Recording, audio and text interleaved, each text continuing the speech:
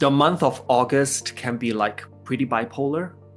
Yeah, there's a good way of putting it. Yeah. Yeah. Well, we've got fire and water, right? We got Leo and Pisces. So, like, yeah, like it is bipolar. There's not a lot about fire and water that get along very well. Lunatic astrology.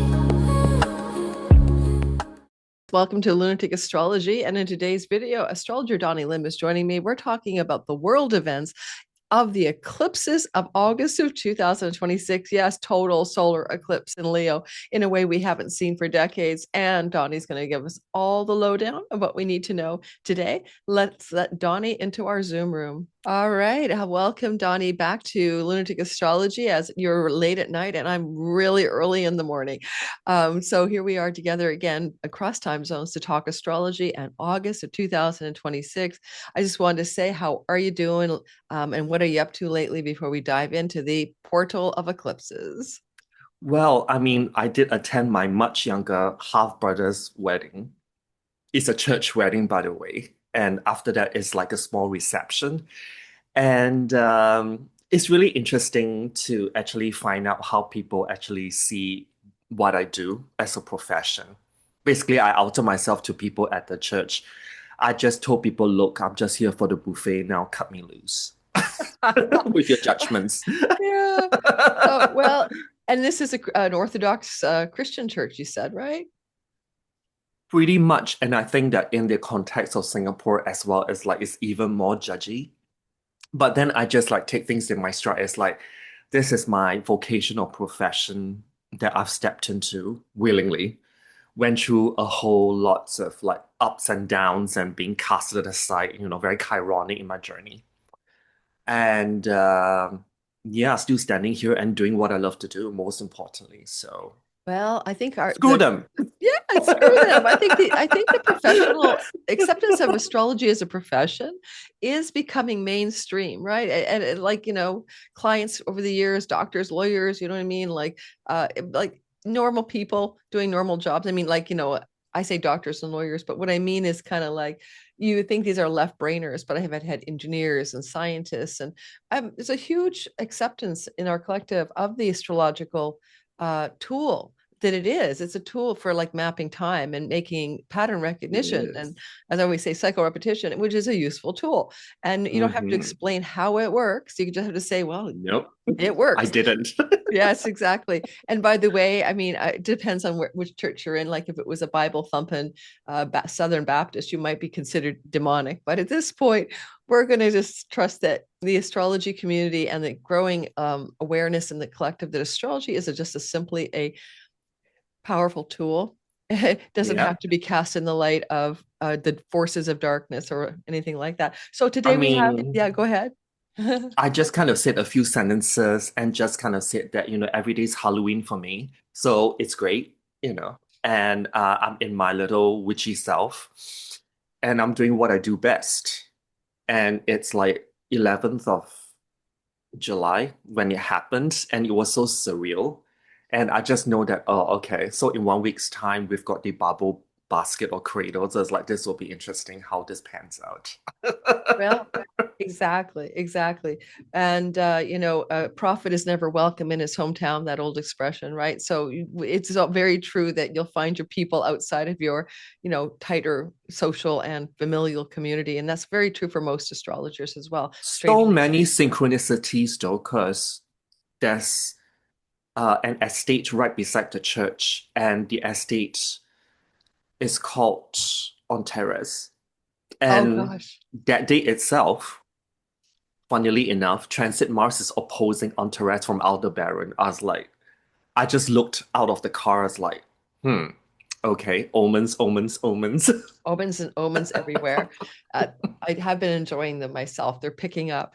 So today we're going to really kind of talk about August because August is a huge energy because of those eclipses, particularly the total solar eclipse at 20 Leo with the South Node and Jupiter there. A kind of combination we haven't seen actually since 1990 with South Node Jupiter and also eclipse energy. So we have something really cool that is rare, and I'd love to know your thoughts about it. So, do you want to take the steering wheel of the slideshow and get us started? Oh, yeah, I've managed to put stuff into this presentation like for the past 2 days. And basically, when I think about August 2026, although it's only Chiron stationing retrograde for the month of August 2026 itself, but then we got to look in a context of how Chiron is in the sky. It's the apex of the T square with Jupiter and Pluto. And there's also certain phenomena that's clustering over the total solar eclipse at 20 Leo. And to summarize here, we've got both eclipses in the month of August 2026, but particularly on the 12th of August itself, the day of the total solar eclipse, we've got Pluto officially going out of bounds in the southern declination within 24 hours of the eclipse. On top of that, we've also got a planetary parade. So talk about things just clustering together. So the symbology is really huge in itself. Not one, not two, but three things. Mm-hmm. So that Leo total solar eclipse will be huge. And then at the end of the month, we've got that pretty special, I think, partial solar eclipse. It's classified as a partial lunar eclipse, pardon me. But the thing is that more than 96% of the moon will be eclipsed. Mm. So it's still huge in itself, and it's on the fixed star Fomalhaut. And it's finishing up the Pisces Virgo axis as well. Yes, we've got one more partial lunar eclipse, I think in February of next year at 2 Virgo. This kind of like paves the way for the Leo and Aquarius eclipses, but then we still have activations of those previous eclipses that we just had. And that's because the transit nodal axis has been lagging behind the eclipse points. And so there will be a time frame in which the transit nodal axis will be conjuncting previous eclipses that we just had. So it Right. kind of like we are still in their energy, so to Mm-hmm. speak. And I don't know about the audience, but do sign up for Sky Reader 7.0. I'm very glad to be one of the guest lecturers. Oh yeah, absolutely. Donnie's going to talk about the Venus love codes in our yearly program. It's going to be so much fun. Well, till that happens, I'm gonna teach actually on the day when Venus will retrograde on that star point, actually, or very close to. So good stuff. Mm-hmm. And people can find me on all these platforms like YouTube, Substack, and if you want to tip me, of course. I love a good tip. And then for other links, for other socials like TikTok or Instagram, you can just click on my e-business card at this link. And okay, so July has so many things going on, it's crazy. I'm gonna start with the lighter stuff. Then we'll go into the much heavier stuff, like, I've got 2 slides of this. I'm just pretty sick of taking screenshots of headlines because they just don't fit into the screen properly. Like last month's forecast video. So for this, I've just got plain text for this part, the Mm-hmm. recap. So, beginning of the month, we've got Taylor Swift's wedding. Controversy though, because within the guest list, she's got a notable eyes contractor as a wedding guest. So, of course, her fans who are like people of color got pretty offended, first and Mm. foremost. Madonna, of course, came out with Confessions too, early in the month. And she became a historic figure, in this case, an artist with a #1 album over 5 decades. So, the very last time when she was at her high was also when Saturn was transiting in a sign of Aries with her album Ray of Light. Oh yeah, that's true. I remember that. I love Mm. that album actually. Yeah. Yeah, and I'm, channeling Kimono Madonna. Yeah, circa late 1990s. And of course, one of the main news was that Bonnie Tyler, the singer of Holding Up for a Hero, and more importantly, Total Eclipse of the Heart, transitioned. I find it really interesting because we are going to have a total solar eclipse in Leo. And Leo is talking about heart. So total eclipse of the heart. Yeah, absolutely. Yeah. And she did pass from complications from intestinal surgery. We've been having eclipses, particularly lunar ones in Virgo. So Virgo rules the intestines. So I find that so interesting. Like, Mm. it's so symbolic. Hmm. And oh God, I don't know if I should say this, but I did sing one of her songs way back in the day when I um, competed in idols. Oh, did you compete in Idol? That's crazy. Well, I mean, I did go very far. I was just one round before the lives, but the thing is, reality TV is it's not really about singing, really. It's about creating drama. So I just kind of didn't give them drama, the producers particularly. And of course, I decided to like, you know what, tap out. Yeah, I guess I had a good time. So, and you were singing Eclipse of the Heart or another song of Oh her. no, I sang Holding Out for a Hero. Okay. Yeah, because my voice was really hoarse. So it's like, might as well just utilize it, right? And of course, one of the main news for July 2026, uh, was that the Tate brothers were arrested in Miami, Florida. And there was this whole big thing surrounding the Tate brothers being linked closely to the Trump family.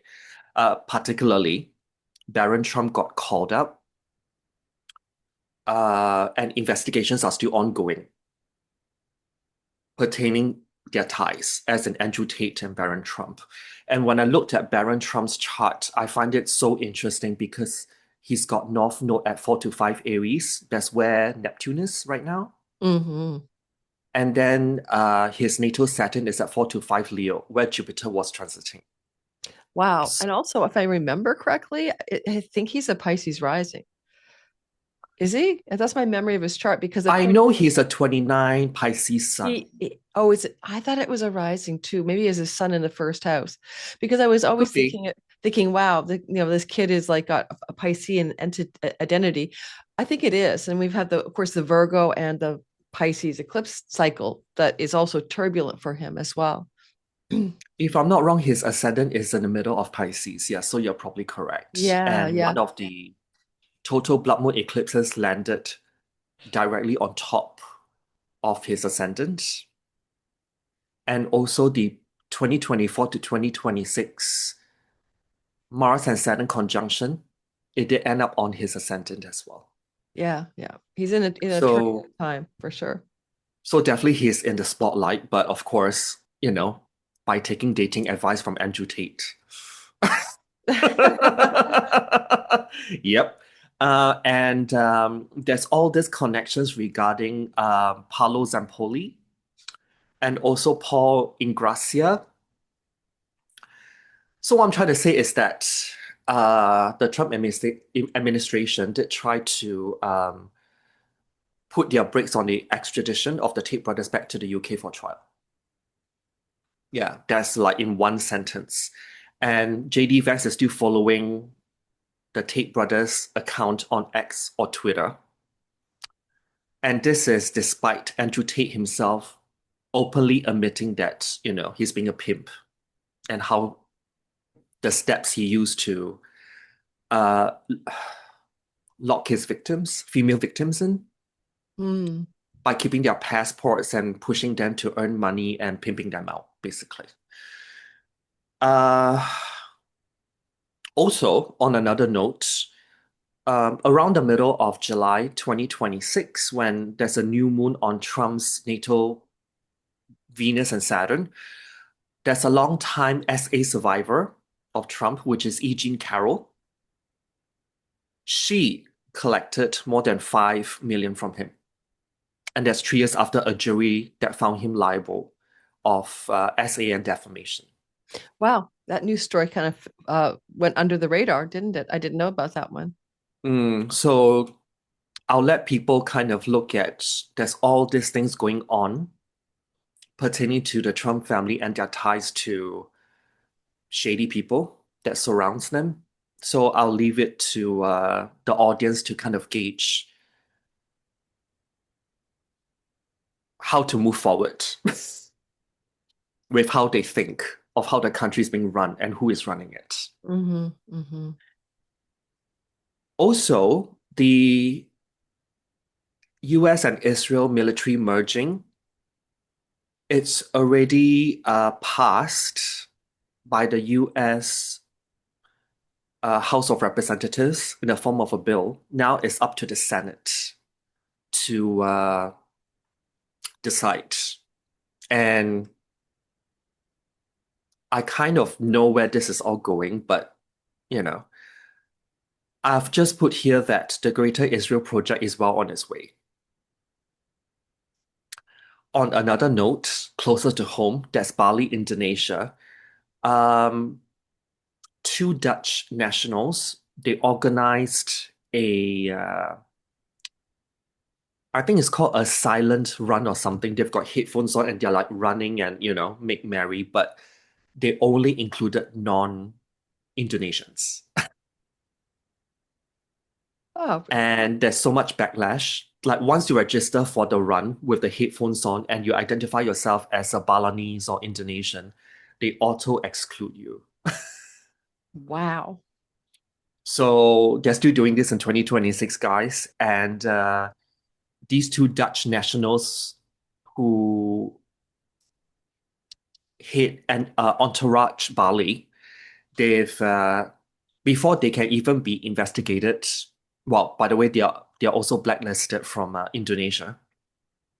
They flew to Singapore, by the way. Mm. And there's so much public outcry regarding this. And this was such big news like for the last week because this just shows that, there's this whole changing of sentiments regarding digital nomads. Yeah. So, how are you seeing the actual astrology reflect this weird situation of discrimination in our modern day? What is that to you astrologically? Back to the bubble basket Mhm. with the rim of the basket being like Jupiter and Pluto opposition. Right, right. But most importantly is that rim of the bubble basket or cradle squaring Chiron. Okay, It Chiron. can lead to some kind of discriminatory, depending who you are. Yeah. So, switching gears to Ebola infections in Congo, in the DRC, is still surging. So that's cause for concern. But on another note, let's switch gears to AI companies because news report it did come out in July that rare books for training data were used and then they were destroyed. So I did write here that are they trying to rewrite history with this whole AI push? Hmm. Neptune and Aries.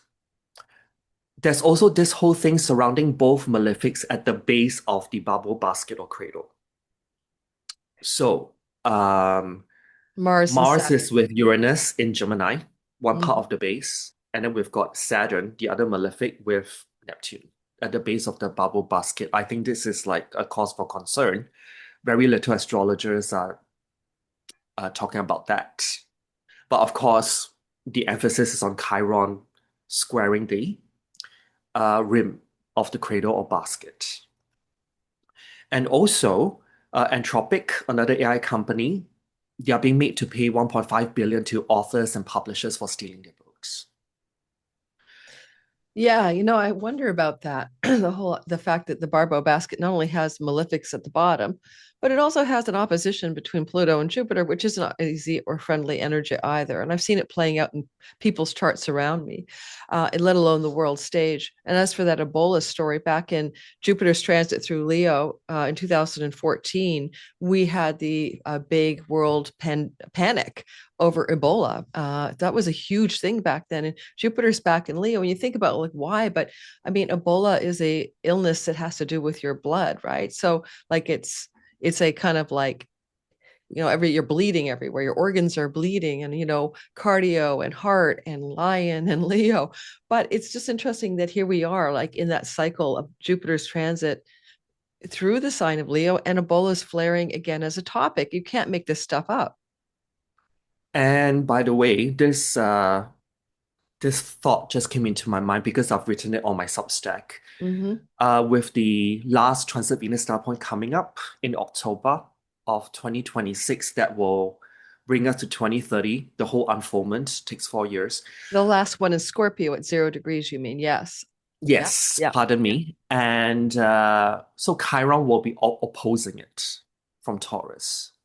So we have that fixed axis. We have the last in our lifetime, Venus at 0 degrees of Scorpio, and then she's going to begin every 4 years, guys. Her star point, her meeting with the Sun in Libra, which could be good for the world because that's at least she's in her peacemaking kingdom dignity. But yeah, Um, don't be a bad downer person. Okay, we're going to think I positive. But mean, come on. to be honest, I do see that there will be an emerging, because we're talking about Scorpio, right? An STD will emerge Well, that's over what I was this. thinking too. Because yeah, like I mean, seriously, it's like the everything down there, sex organs, Scorpio. Definitely with the Let's just call it root chakra interactions. Yeah. root chakra.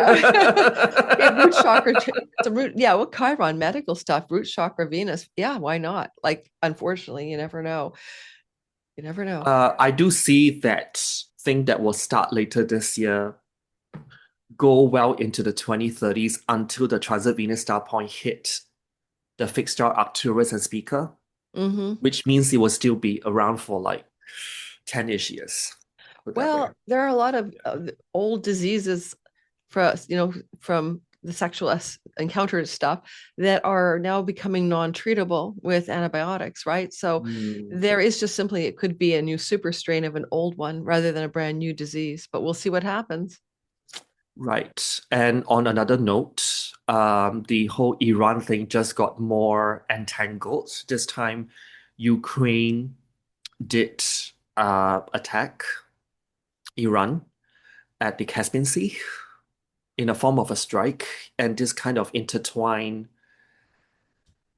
two separate wars into one bigger one coming up. Mm. So that one is like a hot potato. People are just, passing on. Uh, Well, there's something I would like to add to that. Then, when we looked at the war in, let's say Gaza, probably that word's okay here. When that thing started in October, it was initiated from the eclipse energy that had begun in April in Aries, and then the eclipse, South Node eclipse in Libra, a week before October 7th. And so, I remember hearing from an Indian astrologer years ago that when things start on an eclipse note, you've got a minimum with world events, 18-month cycle, minimum 2 years. So, that February 17th, 28 Aquarius eclipse connected to the beginning of this war at the end of February. It's really also interconnected. So there's hmm, really a strong sense that this whole situation, which isn't resolving yet in the middle in the Strait of Hormuz, it doesn't likely have a quick ending. You know what I mean? Like an easy out. no, it doesn't. No, it doesn't. It doesn't because it was initiated under the eclipse, Influence energy here. Yeah, influence. Yes, yeah. yeah. And I mean, I use lunar shadows, in which I've just done a video with Dan Waits on his What Astrology Report YouTube. And I've talked more about this and how it unfolds, and it can actually last for much longer because when I use the lunar shadows, the energy can linger for 3 or more years if it's a solar eclipse, that is. Wow. Yeah. Yeah, that tool is very actively powerful. I stopped using it for a while. I got to go back to it. But Donnie's talking about for astrological learners out there is this a really lovely technique about taking the sky backwards every 9.5 months. Like there's inceptions, like babies being Nine born. months. 9 months, 9 months. yeah, 9 months. And it's really very accurate. So yeah, very, very cool. But unhappily so, that the Strait of Hormuz is, still going on. And when Chiron was in Taurus back in the day, that was like Jimmy Carter, that was oil and gas shortages, that was inflation, that was the part of that time that we've experienced already looking like this time. So we're kind of feeling that just Taurus is tiptoeing in, right? Like, let me check out the Taurus, I mean, Chiron, let me check out the Taurus 5, June 19th to September 17th, giving us kind of a teaser trailer of what's coming when Chiron comes back to Taurus next spring and stays for Mm. 7 years or so. So I think we're going to see a little bit more of the vibe of the economic challenges of the 70s, really. Well, I mean, I'll talk a little bit more about something concerning that adjacent when Mm-hmm. we go to the August, like macro summary of it all. Okay, sounds good. And of course, Lindsey Graham died mysteriously post-Ukraine trip. And he did talk about sanctioning Russia, but there's also a leaked footage of him on call with Netanyahu, revealing plans to lobby Trump to go into a conflict with Lebanon that surfaced as well. Oh, I missed that. And also, there's a alleged AI photo of Mitch McConnell proving that he's still alive. The late August eclipse will be when I see him transitioning, Hmm. actually transitioning. And then, of course, Mm. yeah, in Canada, of course, there's wildfires going on in Ontario. And it's blew its way down to New York State. And Trump did threaten Canada with new tariffs, of course. And wildfires are still going on in Spain and France, and people are being evacuated. And that's on top of what's going on in Utah as well. The fires are raging. So I've talked a little bit about this in my July forecast video, the previous one. I did talk about fires and all this, like, climate stuff. And the heat wave has claimed in Europe more than 25,000 lives Oh my God. Wow. as of the time that we are taping this.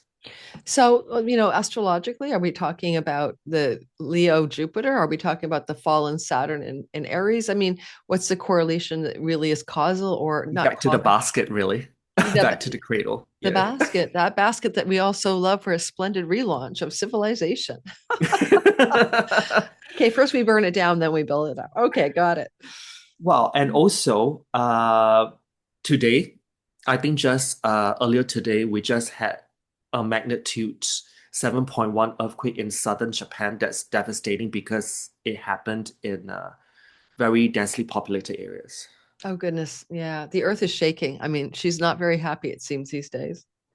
Going back to that T square of the rim of the bubble basket or Hmm. cradle to Chiron in Taurus.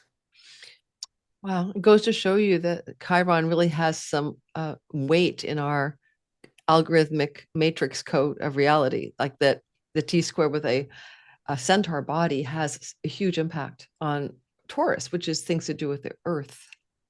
And of course, the rim of the bubble basket is being reinforced with Uranus and Neptune that adds to the messiness of it all and the Mhm. chaos of what the weather patterns may bring. Moving on, I mean, Trump basically replaces all federal programs preventing teen pregnancy with fertility tracking plus marriage and reproductive goals, counseling, or classes. Yeah, this one is partly tied to the upcoming very last transit Venus star point at 0 to 1 degree of Scorpio, because Scorpio does rule pregnancy Mhm. and reproductive stuff. And in July as well, on top of the 7.1 magnitude earthquake that happened in southern Japan that I just mentioned, we've got one. Thank God this one happened in the sea. just off the coast of Mexico. And I did call this out when I talked about the late July 2026 Aquarius full moon, by the way. Mm.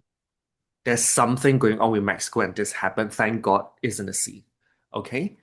And switching gears to Asia, this time India, because India has been having this thing called the cockroach movement, cockroach movement, and is to actually force the, well, now ex-education minister to resign. What's really interesting is that the main activist in question, um, did start a hunger strike back in late June's Capricorn full moon, very close bang on the day actually when it happened. And then the removal of the activist did happen around the formation of the bubble basket or cradle, So very close to the day. what was the scandal? Why get rid of him? I wasn't tracking that. There was all this thing regarding exam papers and students. Well, I guess people can just Google it and have a synopsis of the event. Sure. But it's a whole thing surrounding education. And funnily enough, the bubble basket was the last planet that forms the cradle of basket, Jupiter and Leo. Right. And Jupiter rules education. So that makes so much sense. And to Pluto. Yeah. Okay. Very beautifully literal. Literal. Literal. And of course, we've got this whole thing surrounding cyclospora that has been creating explosive diarrhea. But this has also um, exposed the food system in the process because what you're getting in terms of your vegetables, in this case lettuce, from Whole Foods, and what you get from Walmart, they're basically identical from the same supplier. And you're paying much more at Whole Foods. So this kind of exposed the truth of it all. Is going back to that T square of the rim of the bubble basket or cradle with Chiron in Taurus. So people are paying exorbitant amount. Yeah. That's what this cyclospora event basically helped to unveil a certain truth. Jupiter and Leo. Yeah. Mm-hmm. And at the same time, in July, Sri Lanka has also reported nearly 8,000 dengue cases in the second week of July 2026. I do see the dengue cases gaining momentum as well over August, to be honest. And then we've got a sexually transmitted uh, bacterial virus. I think this is called Shigella. Mm-hmm. And this has also been hogging the news lately as well. I thought Shigella was like, you could eat food that was contaminated or something. I didn't think it was a sexually transmitted disease. Is that right? It, for infected people, they can transmit it through sex, through bodily fluids. Okay. I don't know if we have identified whether this, you know, is the one that will be following us into the 2030s. That's like a nagging issue, Yep. but it could be something new as well. Okay. And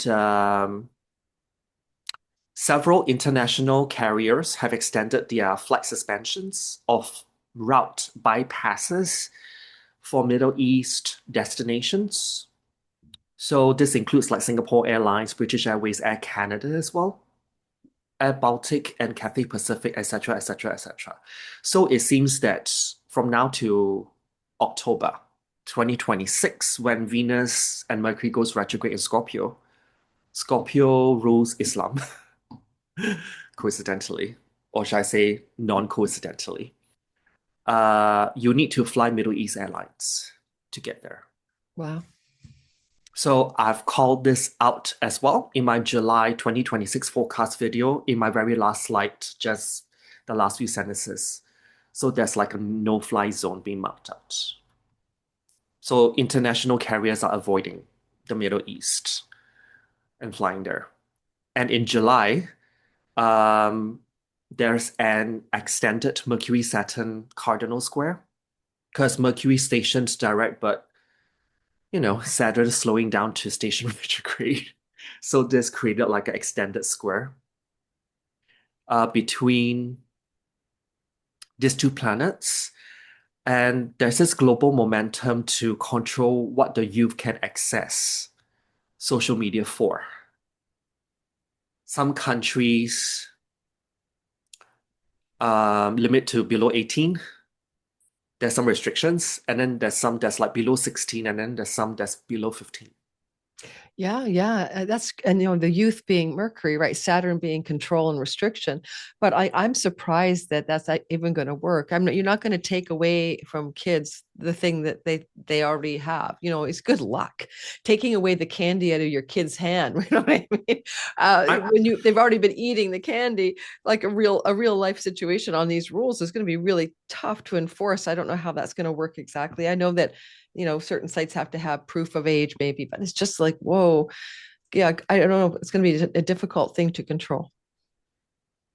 I mean, I've listed here there's France, there's Vietnam, and UK is like soon to pass something regarding under 16s assessing social media. But then there's also news coming out of Australia because they have, jumped the queue to implement certain restrictions regarding their youth accessing social media, and it has not slowed down anything really Mm-hmm. after all these months. So go figure. Yeah. And well, the next point is going to be so important because this actually can compromise international safeguards. Uh, and that's the landmark deal between the US and Saudi Arabia. So this basically empowers Saudi Arabia to enrich uranium. Mm-hmm. And this one, I basically raised my eyebrows. It's like, oh, okay, it's gonna be another like big pardon me but shit show coming up. And back in September, that 29 Virgo partial solar eclipse, Saudi Arabia and Pakistan did sign a mutual defense pact agreement. So are we gonna rope in like that part of the world into this as well? I'm just saying. Yeah. Yeah. And switching gears to talking about the IPO of SpaceX because that happened. So the IPO launch price was at USD 135, but right now it's 110. It actually did go up to around like, was it 225 to 230, thereabouts. Mm-hmm. So people who bought at the high, good luck. You're right. And now it's like falling, well, it's really gone below the IPO launch price of 135. All right. So back to the idea of so for Saudi Arabia, a nuclear program, etc. I mean, you can just go Jupiter expand, Pluto, plutonium. What are you seeing for this? Like, why are we talking about SpaceX? What is that in our sky? Is that the Uranus Gemini story in the basket? What is that launch from, do you think? Because when the SpaceX IPO was announced, Uranus was passing over Elon Musk's Saturn in early Gemini. Okay. Yeah, Uranus, space. Well, and he's a Cancer rising, so that we have Jupiter now, inflating his house of possessions and income and money, and he Uh, became the trillionaire. Funny, Jupiter entered into in July. Jupiter entered, well, end of June. Jupiter ended up in Leo without any compromises. Right, there's no South Node volume down, so Jupiter's like, go big or go home in Leo. Dumps I himself into mean, the there's that sky. square to Chiron. Yeah, there is, but I think that the inflationary price of that launch is literally looking like Jupiter's buoyancy in Musk's second house, just for his own story, because the South Node will drag Jupiter down a bit, right? I always say it's purpose versus profitability because Jupiter doesn't only care about making things bigger, and the South Node is going to deplete something in Leo, right? Deplete people, deplete things like by King Charles, maybe cross your fingers. I'm not too sure about Pope Leo even. But the thing is that the feeling to me is that like with the South Node having moved now into Leo, and all of that, that SpaceX thing is gonna that SpaceX price of the IPO is gonna continue to downdraft. Oh yeah, I mean, we are getting ready for Venus and Mercury going retrograde, starting in the sign of Scorpio. And I'm using modern ruler, co-ruler as well. So Pluto has gone out of bounds. Mm-hmm. Well, the time when you watch this video, Pluto will go out of bound on the 12th of August, to be exact. Yeah. And will be co-ruling whatever is in Scorpio. And Mercury and Venus will be station retrograding from there. So good luck to SpaceX.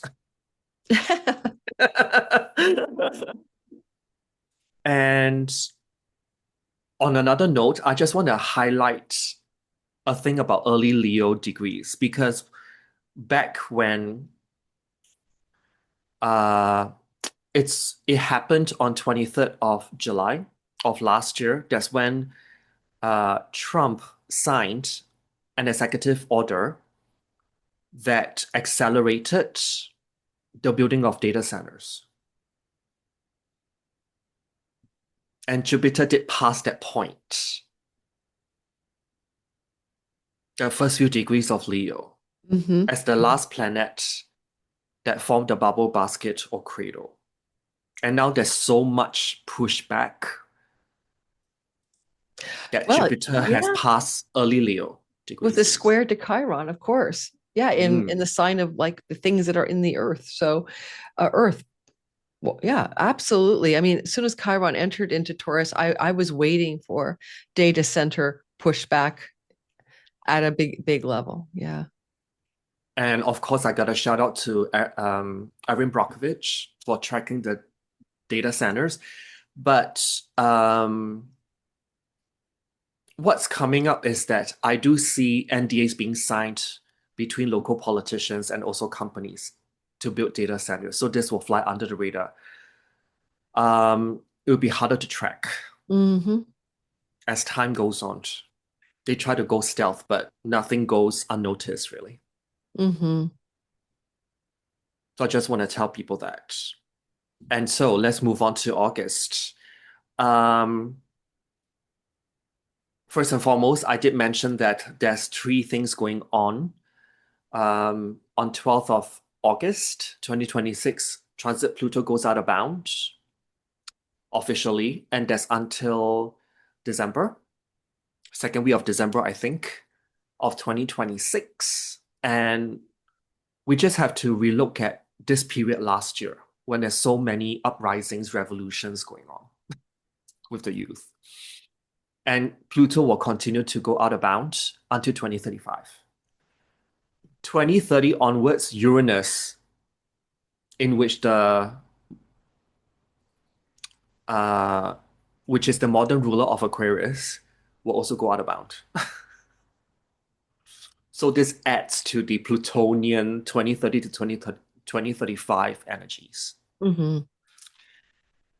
Yeah, and so yeah, guys, Pluto's out of bounds in the south declination intermittently to basically get people to rise up historically against power structures. So it has corresponded with the French and American Revolution, has corresponded with the Protestant Reformation pushing against the control and usurous qualities of the Catholic Church at that time. And so at this point, we can expect more people pushing back and rising up as we see Pluto out of bounds. And that's what Donny's getting at too. I want to point out that South declination OBE can lead to protests and power, trying to take power from those who control. I think this kind of brings me back to a certain point in my last slide regarding the extended Mercury and Saturn cardinal square. They're just trying to block the young ones from accessing social media right before Pluto goes out of bounds, weeks prior. Right. Yeah, I think these That, two are linked I very think much that might be true. I think there's going to be a lot of interest, a together. lot of interesting times this fall, even starting in mid-August, where people are just fed up. There's going to be, some activism. Let's call it activism. Or citizen vigilante. Do you see that movie that came out in No, July? I Yeah, didn't. Elon posted it on X or Twitter. Yeah, the Uh-huh. whole thing. Yeah, yeah, yeah, yeah, yeah. And let me go back to what's going on in August because we will be having a very long reactivation from the transit nodal axis to that mid-February 2026 partial solar eclipse that happened right at the end of Aquarius. And this will start roughly. I use 1 degree orb. This will start on 10th of August. Oh, okay. And this Mm. will go on all the way till mid-November 2026. So we not only have one eclipse energy, which is this 20 Leo one, we still got to deal with the previous one via a reactivation. Right, right. So And so double whammy. so Yeah. yeah, because the nodal axis is entered into Aquarius now, right? And you're talking about where that eclipse happened. Is that what we're talking about? Yep. Yeah. Right Yeah. now, the transit nodal axis has officially changed sign. So this first eclipse along the Aquarius Leo axis will be re-triggered or Right. reactivated. And we know what that eclipse brought us. It brought us the Strait of Hormuz not working properly. A broken Strait of Hormuz. Yes. So imagine from roughly 10th of August onwards till, well, close to middle of November 2026, whatever happened back then is going to amplify because we're going to have a transit nodal axis activation. Mm-hmm. I use 1 degree orb. Mm-hmm. And this is on top of whatever that we'll be experiencing on 12th of August 2026, that total solar eclipse. Pluto go out of bound, etc., etc., etc. Mm-hmm. And so when we actually hit to November, around middle of November 2026, that partial solar eclipse that occurred in middle of February 2026 via lunar shadows, the technique will unfold into a waxing quarter lunar phase.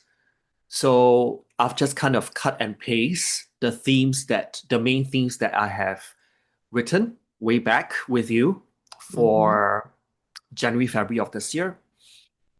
And certain things are already kind of ramping up in terms of its intensity. Trump did sign an executive order in July on reducing the dependence on Beijing linked materials, particularly critical minerals like rare earth. Also, switching gears to what happened in Venezuela in January 2026, after the US took over the exports of Venezuelan oil, only 300 million out of a total of 13 billion worth of Venezuelan oil sales were accounted for. Hmm. Whoa. I smell someone, or should I say a country, a certain country adjacent to you. Hmm. They're pulling a very big stunt. And this is all for the acceleration in the consolidation process to having the continent that you're on to become like a union or organization or council, corporation, forum, whatever. I am going on to say that they may do the same thing to Colombia, what they did to Venezuela coming up later this year. So what you're suggesting is hemispheric hegemony. You're saying that what it looks like is the United States is trying to claim this side of the world. Basically, it's like the continent will be headed, or should I say spearheaded by the US. Mm-hmm. And that's why they are going around like first Venezuela, then prediction, Colombia, and then like, yeah, so on and so forth. Right. Well, they got Argentina already. Mhm. There you go. And if we were to look at when the transit nodal axis will be hitting the 20-degree Leo Aquarius mark, this will be early January to early March 2027. So we're going to have a reactivation of this 12th of August Mhm. 2026 eclipse. So the energy is still building.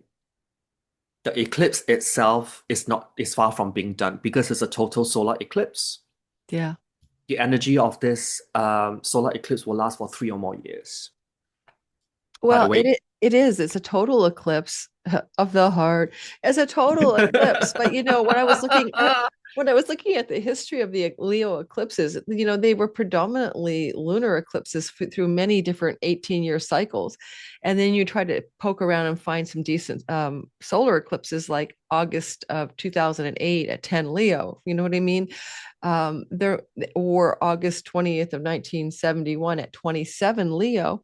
It wasn't easy to find a lot of solar eclipses in Leo. You can go through whole eclipse cycles and have just lunar eclipses during the Leo story, the nodes in Leo. So it's kind of interesting. And we could go back and maybe want to compare to August of 2008 at 10 Leo in the sense that was a part of the world financial crisis downdraft window of time. So well, you want to guess the transit Venus star point coming up in 2027 is at 19 degrees oh 06 of Leo. Pretty much less than a degree from this total solar eclipse. So it's going to re-highlight that. yeah, it's going to get reactivated. So you guys, we're talking like hot spots in the sky. When something happens, it's like there's like a sensitive place, right? And so Donnie's been A talking about sore point. Yeah. yeah, a sore point, and the nose going back over where the actual sun and moon would sit during a lunar or solar eclipse is a reactivation at that point. So and then of course planets as well. So that's important. It's just something about this whole total solar eclipse in Leo with the south node there as well. It gets it into this rarefied storyline. It's not that common. And so yeah, we're living in sort of unprecedented kinds of vibes, as we know, with the Barbault basket and the mini trine between the outer planets. And then we have this kind of, we had eclipses in 1990, 91 with Jupiter South Node combined together, but we didn't have total solar eclipse. So I don't even know how to compare stuff when there's no easy comparison in our modern historical reference. Well, for me, at least, what I've been doing is to really creatively, like a maverick Chiron, maximize my resources in Taurus and get ready for what's coming up because Chiron will be going back into Taurus around middle of April 2027. And one of the aspects that it will form again is that square with Pluto. So things are gonna get, gnarly, at least on the material resource austerity front. And then I'm trying to like just get ready for it. Yeah. Yeah, I would say so, given that we have, precedent for the story looking like scarcity, oil supply slowdowns, inflation, prices going up for your food. This happened as well in the 70s. So we're likely to see a replay of that story. And not to forget that Mars will be going retrograde early next year and it will go pretty close to this eclipse point as well, around 22 Leo when it's stationed direct, together with Jupiter also hanging around there. Hmm. Yeah, so it's not going to be an easy eclipse. Well, we'll call it the eclipse that keeps on giving. It's just Total keeps eclipse of the heart, right? Yeah, trying to total eclipse, romanticize yeah, of the this. Leo heart that keeps on giving and keeps on giving. I don't know. I have a hunch about Pope Leo, and I can't put my finger all on it. He has a strong Leo placement in his chart. Funny enough, can't remember what it is, but I was just researching him, and here's this like American Pope, and I don't know what it is. It's just like King Charles and Pope Leo are on my radar off of this eclipse with problems with their health. Right. I mean, if all things go to shit, then turn around right now, like how the song goes, right? Right, exactly. And this is the path in which the eclipse actually is visible. So this will be visible across um, Africa and, shall I say, like closer to Eastern Europe. and it kind of swirls around, um, well, the upper part of Russia. By the way, Putin does have a Jupiter-Pluto square, and Pluto is on the midheaven around those degrees. And I think his Pluto is around 22 Leo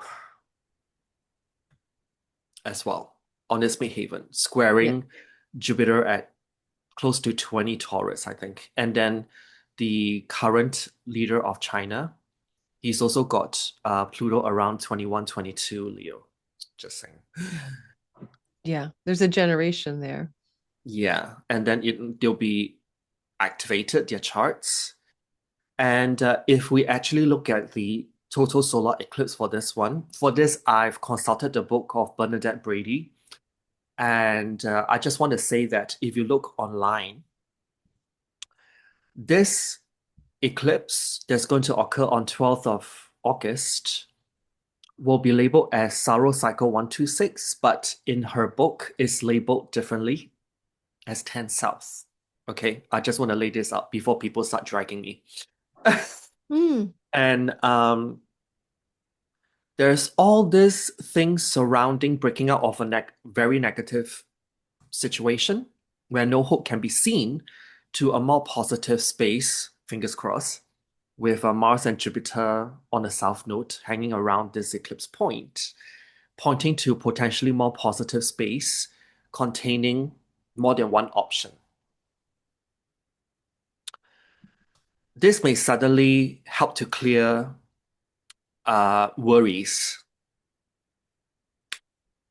I will go on and say that this is more on a personal front because we've got Jupiter, Mars, and the south node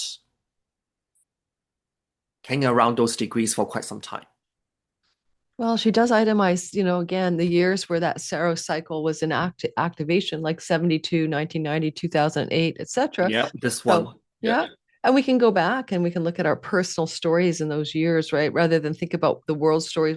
How were you able to come through like a place that looked like there was a worrisome issue or problem and negative stuff and a situation that does turn around for each of us on the positive side?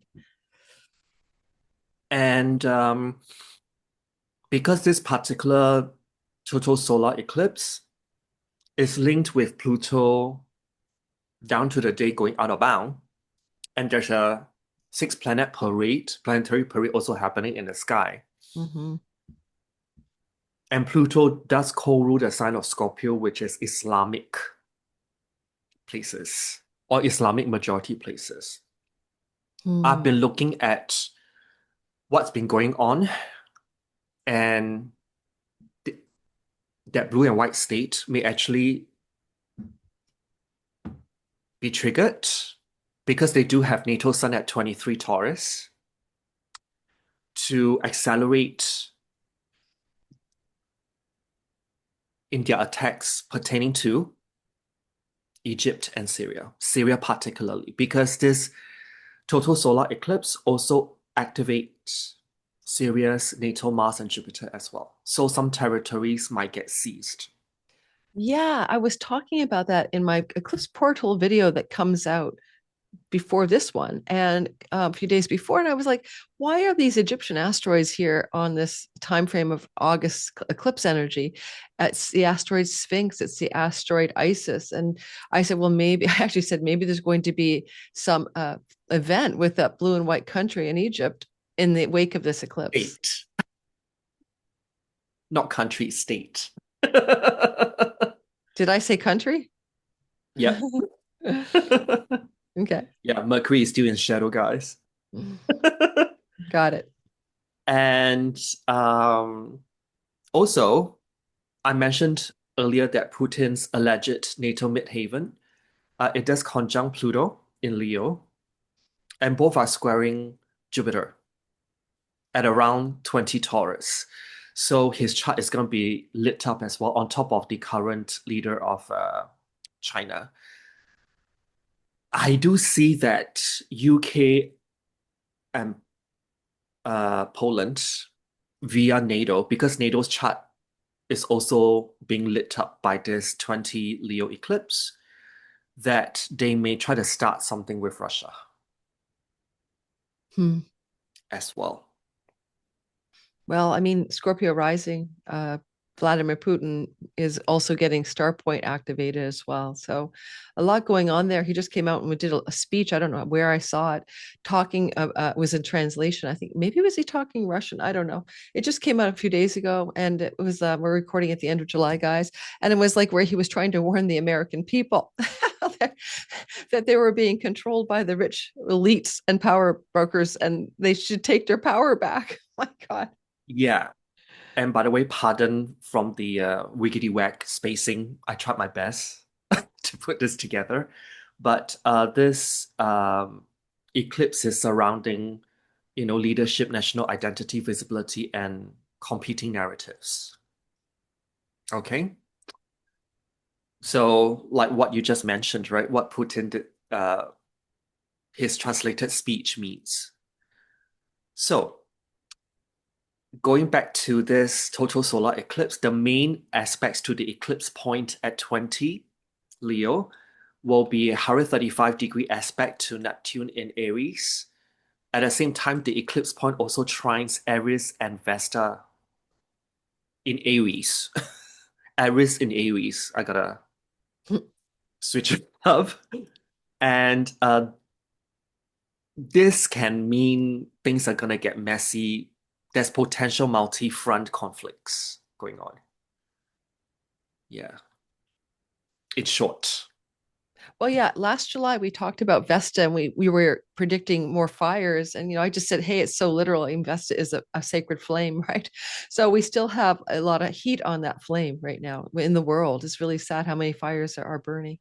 So And that, at the same time, we yeah. do have Juno at a 29 Capricorn, anaretic degree, 29 degrees. And now, out of bound Pluto in Aquarius, both squaring Chiron at the same time.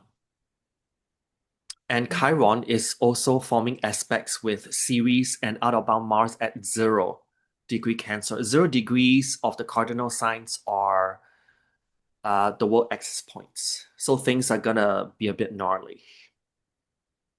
Mm-hmm. On top of that, whatever that's in the sky, there's also a cradle or basket pattern that's being formed. But this time, we've got Venus and Neptune in opposition, forming the rim of the basket. I And love then that. we've got, I love that. I wasn't paying attention to that part of the sky. Nice.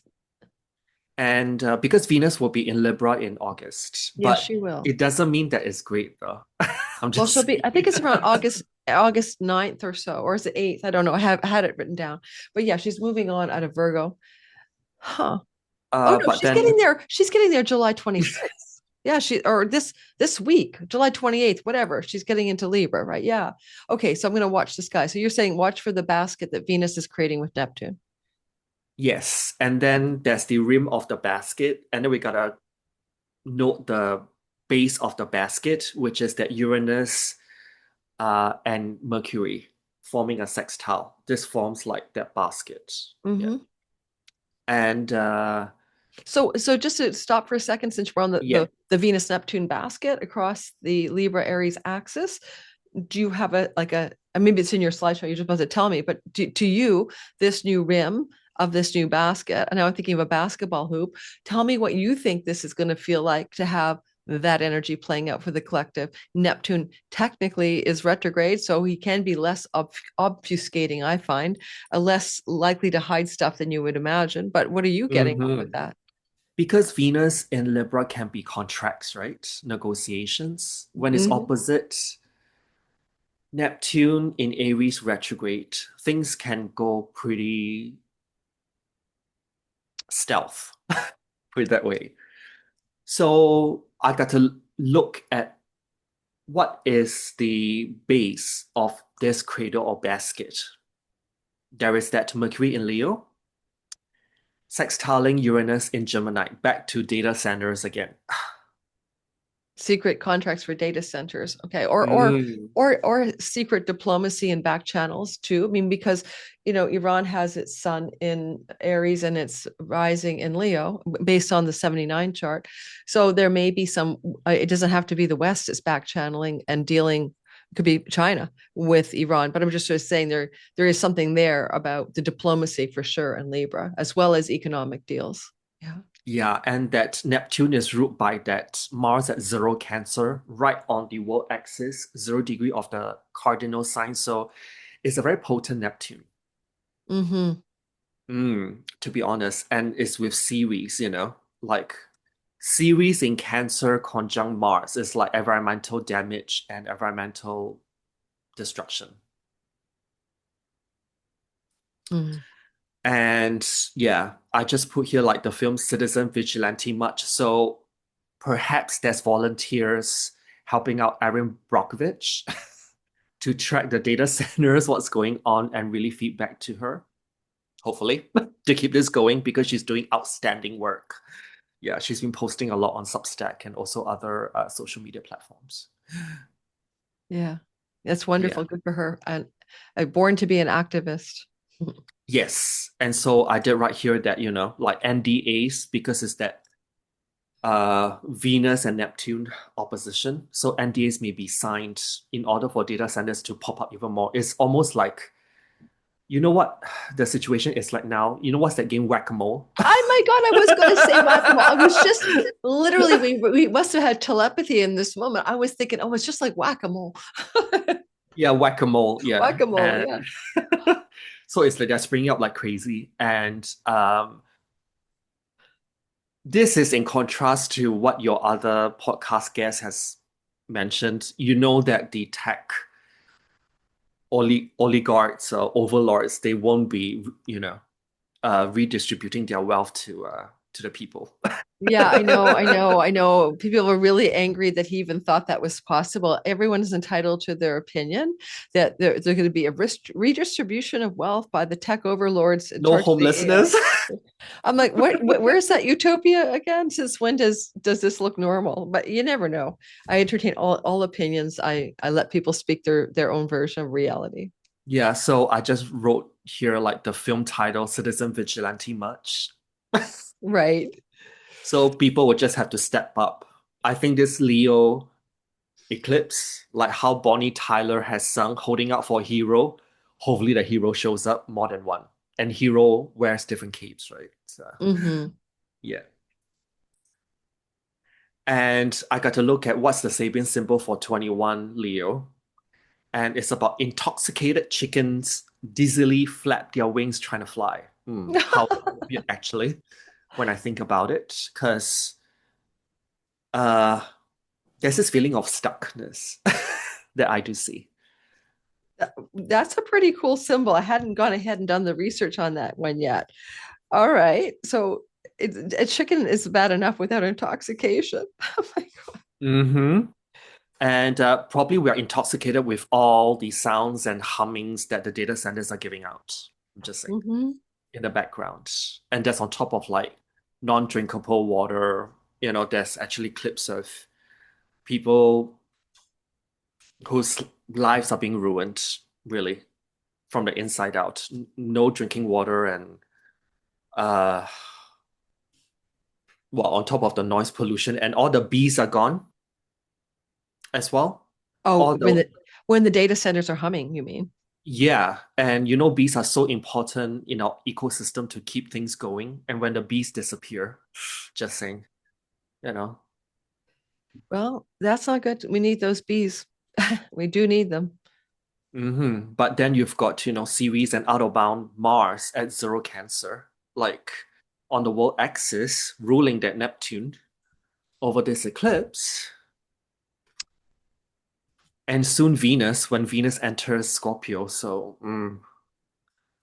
yeah, Mm-hmm.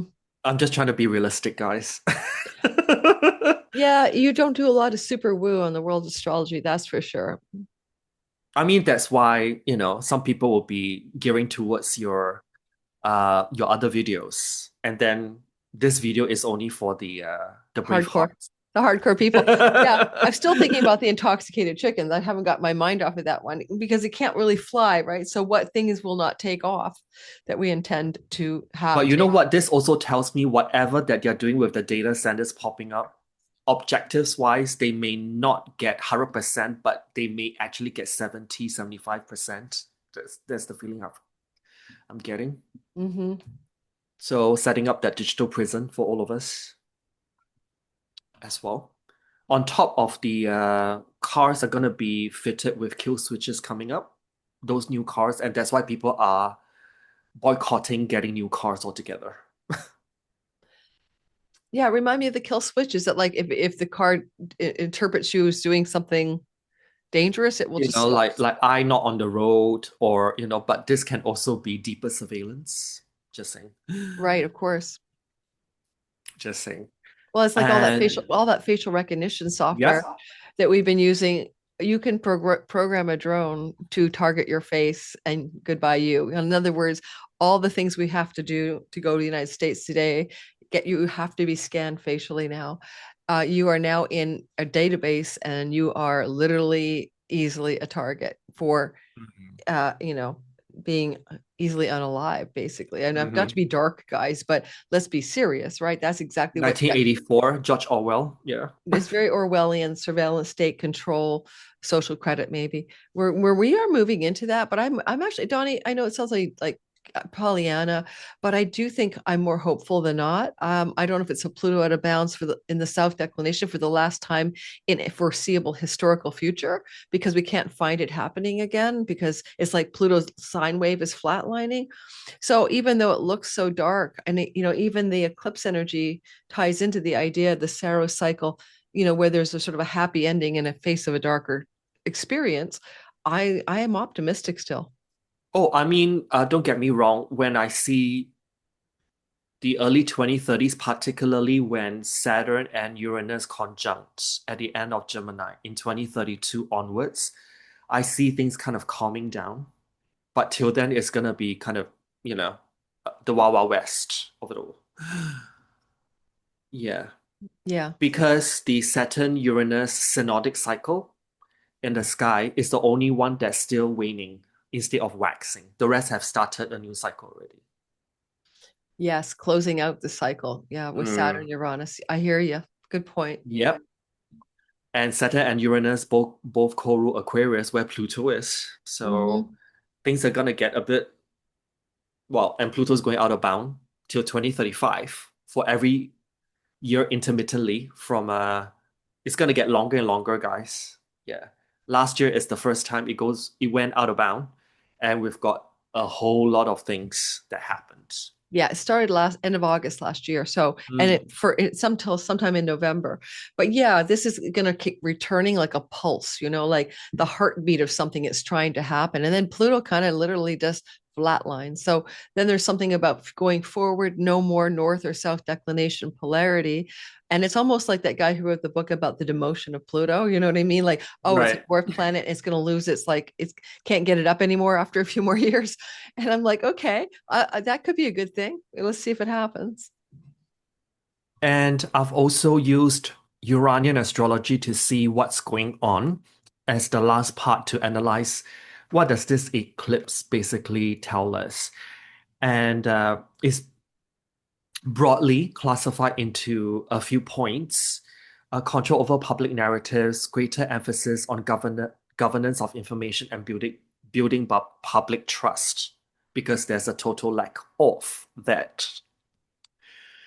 Um, on the international front, trade alliances, security, and agreements definitely is going to be rerouted on the backs of that waning Saturn Uranus synodic cycle that's still playing out till 2032 before it conjuncts Mm-hmm. in late Gemini. Previously, it was in the late 80s when it conjuncted in Sagittarius. So globalism versus now and moving forward is more local because we've got the Gemini Sagittarius axis, local versus international.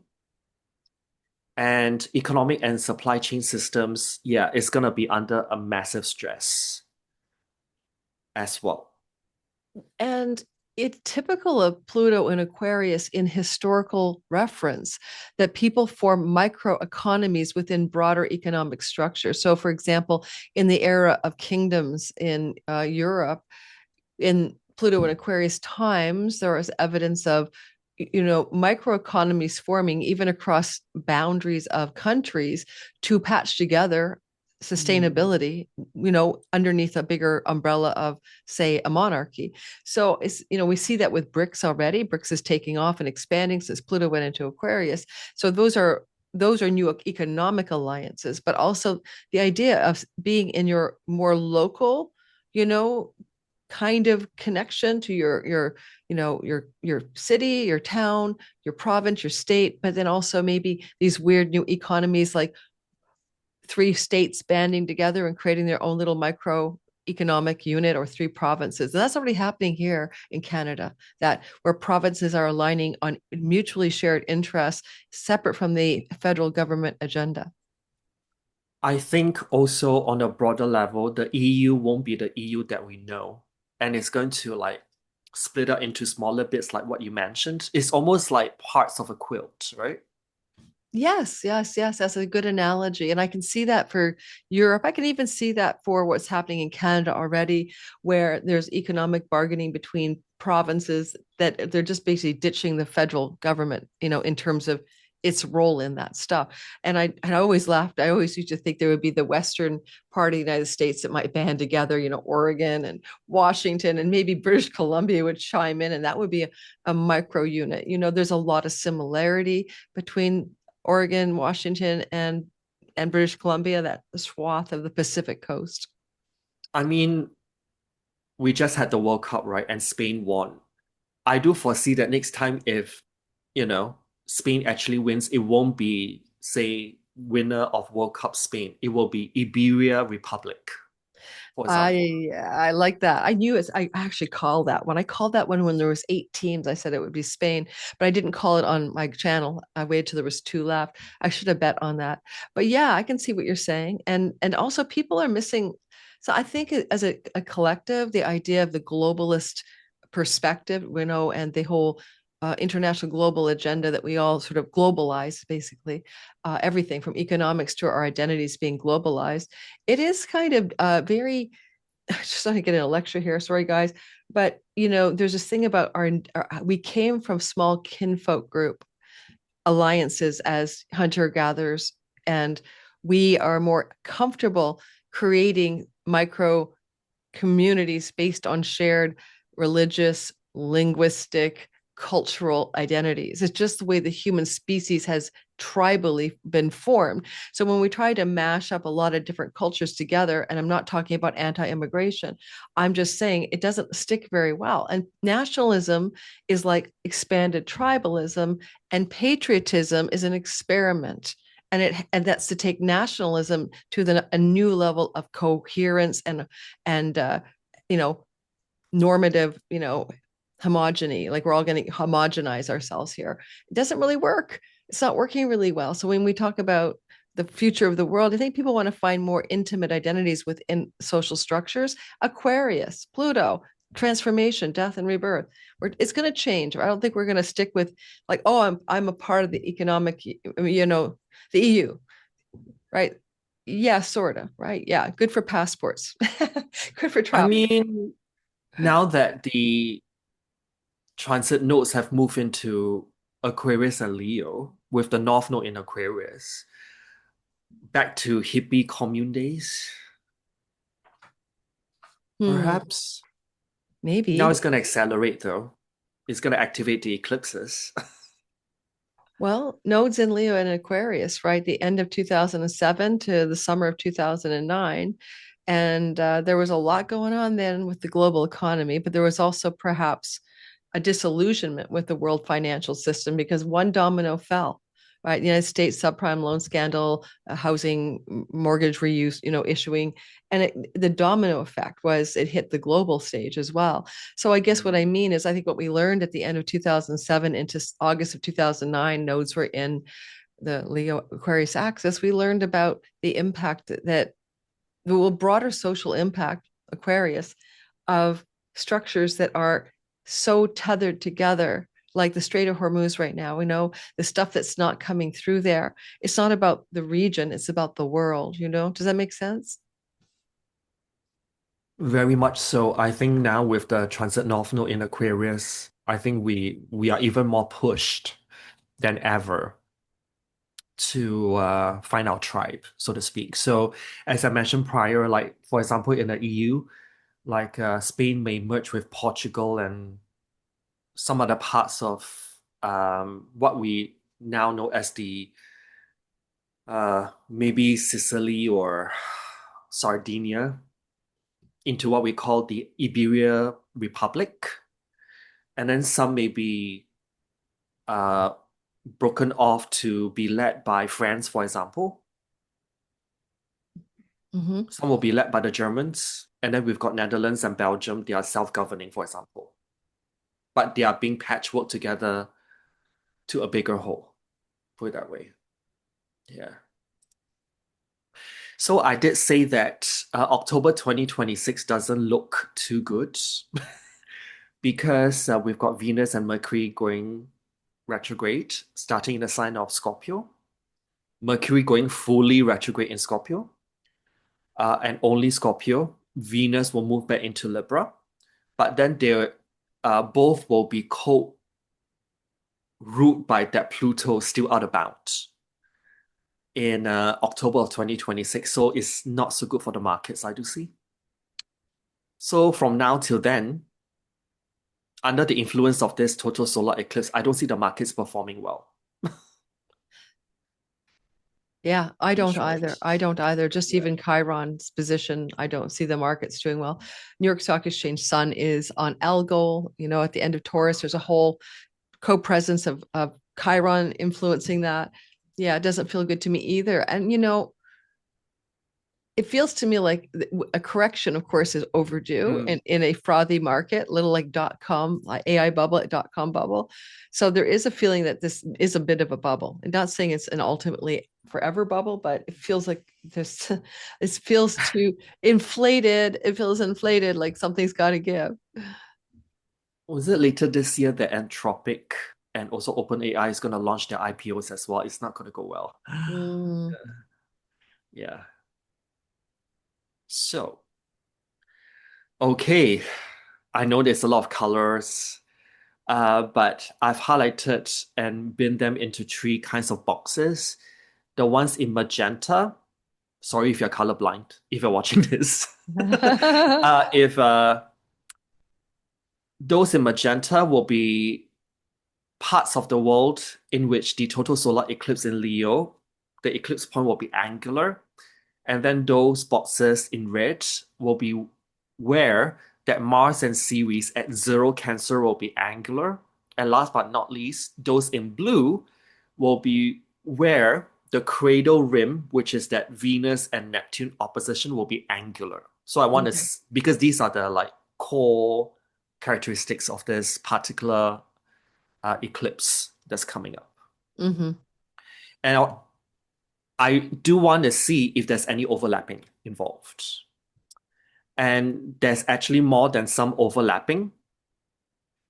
What this basically tells me is that over this part of the world, involving Russia, Belarus, bordering Poland, it's a hotspot in short. And no surprise, back to Iran and surrounding areas again, another hotspot. But however, there's also the West Coast up to where you are in Canada that will be a hotspot as well. Are you worried So about seismic activity on the West Coast? it's always been at the back of my mind that because of the frequency and and where it's happening in the world. I mean, in July, we thank God it's in the ocean where this happened in Mexico, but you're on a very active tectonic plate. It's Andrea's fault, right? Yeah. Yeah. Well, yeah, and there's a they're all interconnected. So there's another one too that's even also what's it called? Not the San Andreas, the other fault line. My brain isn't going to remember it. Cascadia, no. But anyway, there is another fault line. And the point is that you and I both have been feeling for a while. We've been talking about this for a year together. I had the dream about an earthquake. I'm in Vancouver. I had the dream of that Mhm. earthquake that was in my area, and it hasn't happened yet. I usually dream the future. I usually dream it about months to a year out, when I have prophetic dreams, and I have had them, guys. If you're skeptical, I dreamt about the trade towers shaking and fire and people running down the stairs, and I was with them 6 months before the trade towers went down. So it, to me, it still feels like it's there. It's not like, oh, now we passed the point and we're in a new timeline. I still feel that there's a threat of a major quake on the west coast of By North the America. way, I have a question. Do you Yeah. feel the timeline shift when CERN was turned off? I I am not sure. I know I've been thinking about CERN turning off and what that might have done for the world. Did CERN turn off just around the Cazimi, just before the Mercury Cazimi on July I 12th? No, it turned off end of June. End of June, That just as full moon in Capricorn. Jupiter entering into Leo. If we did shift timelines, I don't know that we shift out of anything to do with seismic events on the West Coast. So that's why I'm asking Okay. you, because as I look at your lines and there is a bit of the blue overlapping the red. hmm The Yeah, Mars on the world axis. yeah. Yeah. So I kind of have a vibe there. Mars definitely can shake things up for sure. And then you got Venus and Neptune like over here as well Don't doing its forget, thing. Neptune is the god of the sea. Well, Neptune does through tsunamis, Exactly. just saying. And then I've blown up like what's going on pertaining to like Russia, Belarus, and Poland. And it is very, it's all like clustered together. And then there's another one that's of interest, which is over Japan, actually. I did say that there can be like a toxic gas cloud or something similar that can be looming for them for the month of August Mm. 2026. And also the Pacific Islands, Australia, and New Zealand as well. This cluster over here. Yeah, yeah, that's pretty intense there too. That's the Mars series in Australia. Yeah. Yeah. And so, what are the possible manifestations? Well, I'll just get something right out of the way. I do see that there's something that's health related, a bleak moment for Trump and or part of the Trump family. But then more pressing in terms of what it may manifest as will be record-breaking floods and wildfires. This may continue into August from July.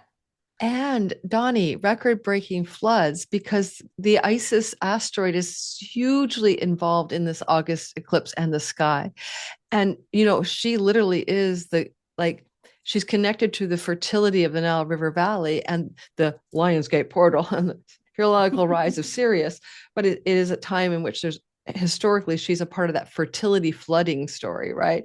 And Mm. so whenever I see Isis, I think floods. And so Isis is very active in Well, August. and also Mars at zero Cancer is with Ceres, also at zero Cancer. Ceres is like the story of Agriculture. Demeter.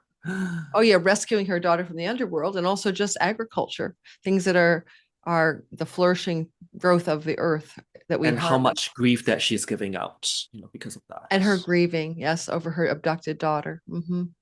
And on a side note, malaria cases, I do see we may see a surge in that. Um, it's really over in Sri Lanka. It's like over 8,000 cases. I see this like kind of like, it's like a whack-a-mole. It's spreading to more places. Hmm. And I do see a major event occurring in Australia. This can be climate or weather related, or this can be terrorist related, by the way. Okay.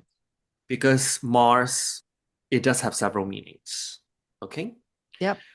And a potential toxic gas cloud over Japan. I do see that maybe is to pay back, is payback time for Japan because they recently dumped 66 billion worth of US bonds. Wow.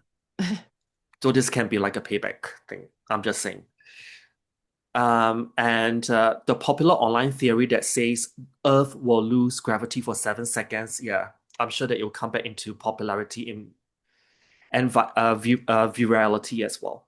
I never heard that one. Okay. Yeah, I might as well add that in. And also, flash mob style looting and robberies may be on the rise over this total solar eclipse. With that nodal axis at 29 degrees. Right.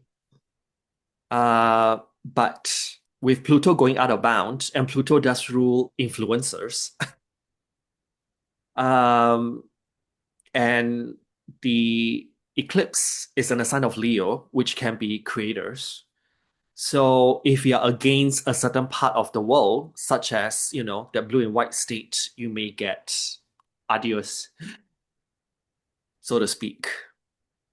Or if you decide to speak out in August pertaining to what they're on to, which can be with regards to or with respect to Egypt and Syria, you may be labeled a terrorist.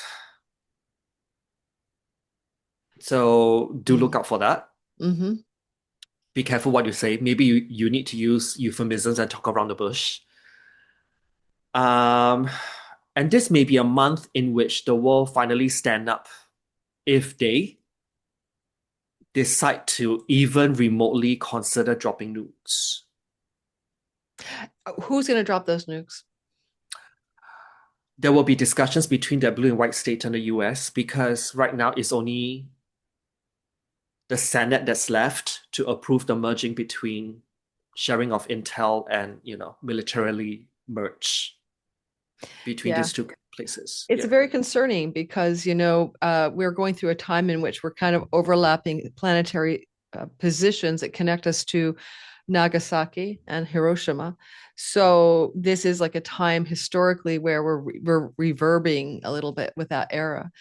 Um, and if that happens, I just can't even imagine, like in terms of, you know, talk about you want to sanction a country, but if the United States gets involved, you can't no it's not like it's that you can sanction the rogue USA. So there's a lot of intensity at this point. This is where I hope for timeline shifts to take me out of this one to a better timeline. Thank you, God. I'll take the Teleport one me with to Mars. yeah. Let's avoid in my life. Let's avoid anything that looks like a detonation of a nuclear device. Thank you. Right. And then on the same note, UK and Poland via NATO may try to start something with Russia. Hmm. Yep, over here. Yeah, yeah.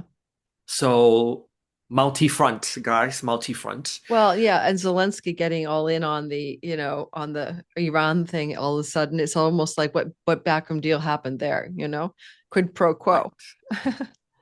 And I do see that the stock market will accelerate its downward trajectory till end of the year. I mean, this is kind of like the broader picture of what's Mm-hmm. coming. But Mm-hmm. October, when Mercury and Venus goes retrograde in a sign of Scorpio, we will see like, that whiplash, basically. Well, and why do you think that is true because of Venus and Scorpio in particular? Venus doesn't like to be in Scorpio, and then Mercury's joining her. And both are being co-ruled by the Pluto that's still out of bounds Mm-hmm. in Aquarius. Mm-hmm. And Aquarius is quite the unstable sign, put it that way. Yeah, and of course Scorpio puts Venus opposite the New York Stock Exchange Taurus Sun as well, so that can be also an indicator too. I was just wondering how you were seeing that. And also, if you think about Scorpio, it's also one half of the financial axis, Mm-hmm. the other half being Taurus. And then we've Mm-hmm. got Pluto that's stirring stuff as well. So AI bubble bursting, you're good. Your guess is as good as mine. Yeah. I hope it does burst actually at this point. We've been just kind of like just been itched on and on and on. Do you Yeah, know what I with that. see? I see like, when you have a helium balloon and then after the party, the thing is like bouncing down the street and it looks like it's all wrinkly, but it still has a bit of air in it. You know what I mean? But instead of all puffy, now your helium balloon is kind of wrinkled like an old person's skin and it still has a bit of bouncing down the road. That's kind of what I think the AI bubble might be doing. Instead of like a pop, like, it just kind of deflates. I mean, the SpaceX IPO is really deflating Yeah. since its IPO launch back in, was it June? Yeah. Um, yeah, I think it's gonna continue that trajectory. I don't know whether the SpaceX IPO will like dip down to below 100, in which people will be like just up in arms, really. Hmm. And just as a closing out note, I do see that China and North Korea may get involved if in the midst of all this, because Zelensky, Zelensky's action basically merged two separate wars into one big one Yeah. by I can going see after that. Iran at the Caspian Sea.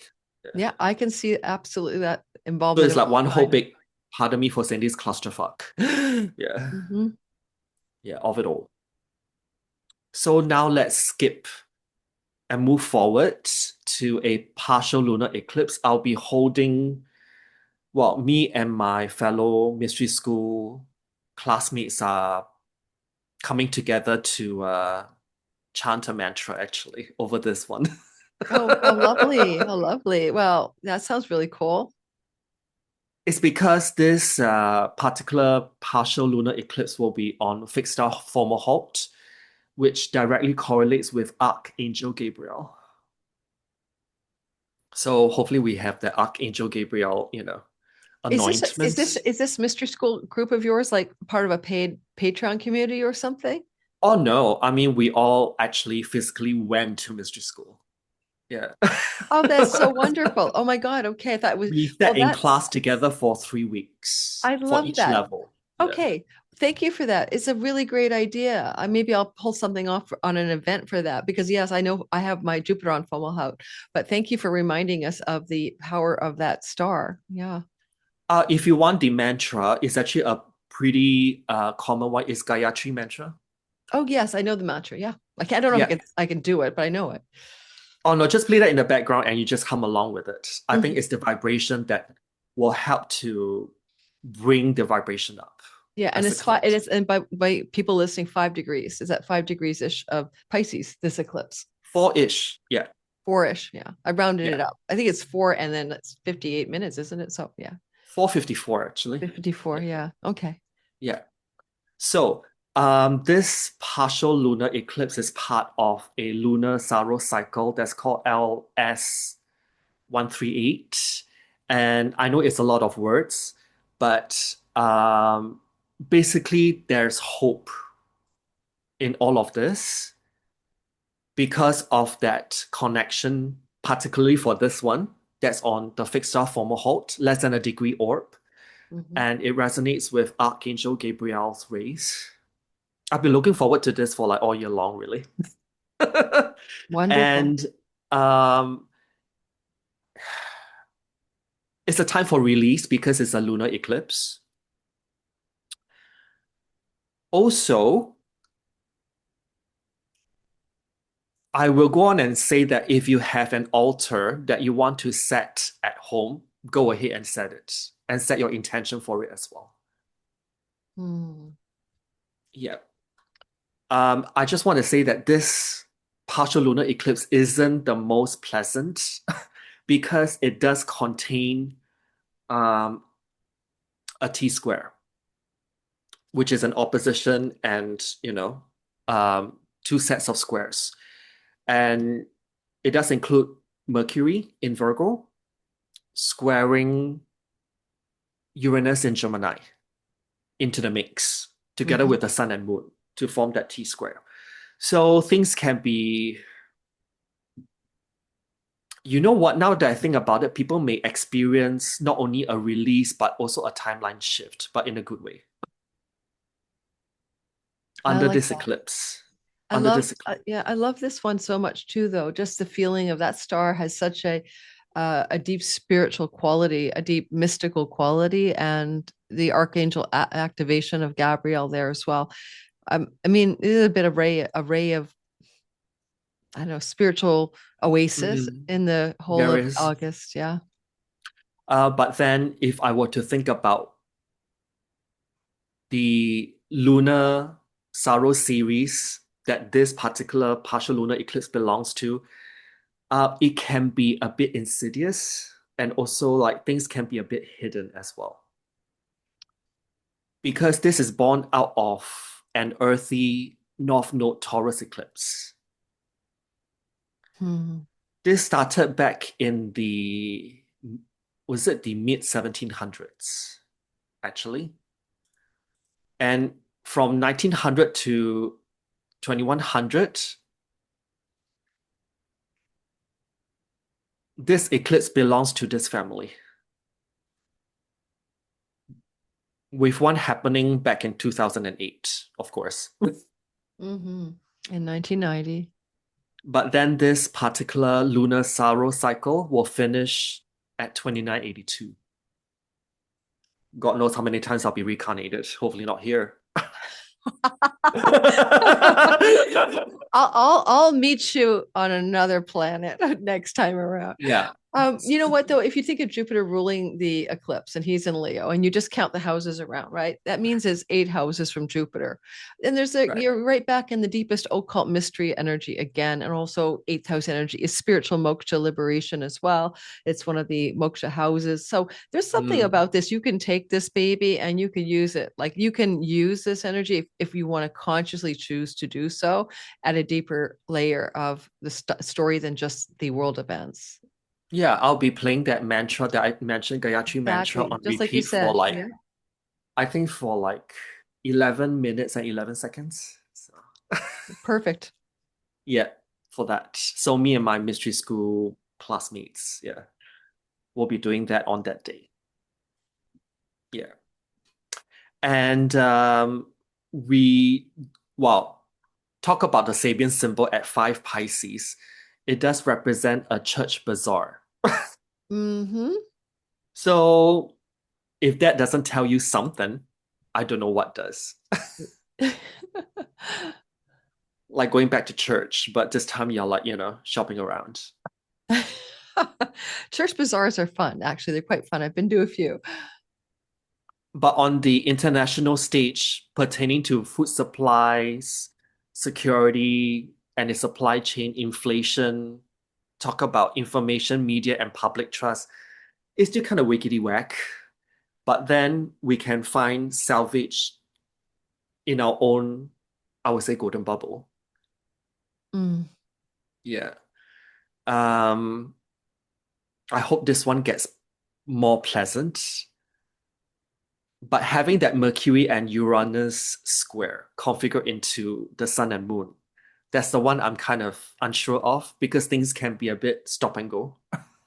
well, at least Mercury is in his home, territory of Virgo, and therefore likely to try to behave. But that Mercury in Virgo does form um, supportive aspects with that series in Cancer. Mm.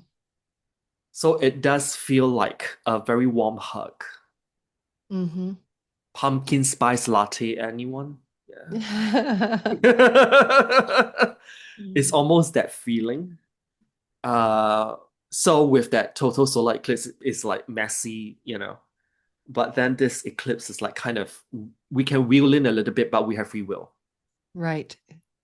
So I just say that, a transit north node is now in Aquarius. So back to the days of like commune living situations, be like a hippie community. Let's go for it. I'll get my Let's bell go for bottoms. I'll it. get my bell bottoms and I want my flower power jeans back from my childhood. Okay. Oh yeah, 60s kid. Yeah. And in terms of the midpoint structure of this eclipse, it's all about um I mean there can be a lot of gaslighting, I wouldn't lie, because of that Mercury and Uranus square. Be very discerning because Mercury will be in Libra, be in Virgo, of what social media content you consume, and you really use your discernment, Virgo. Because maybe the social media sphere will just go crazy around this time. Hmm. Um, but acknowledging also that Mercury Uranus square, it may be talking about information and digital governance, the expansion of it. Mm-hmm. But on the international front, this can be cooperation under pressure. You're forced to work together. Some treaties or agreements may be signed.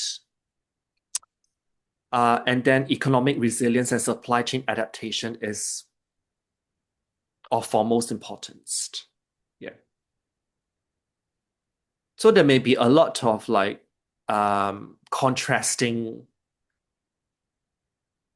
I would say, opinions and discourse online that we need to take note of.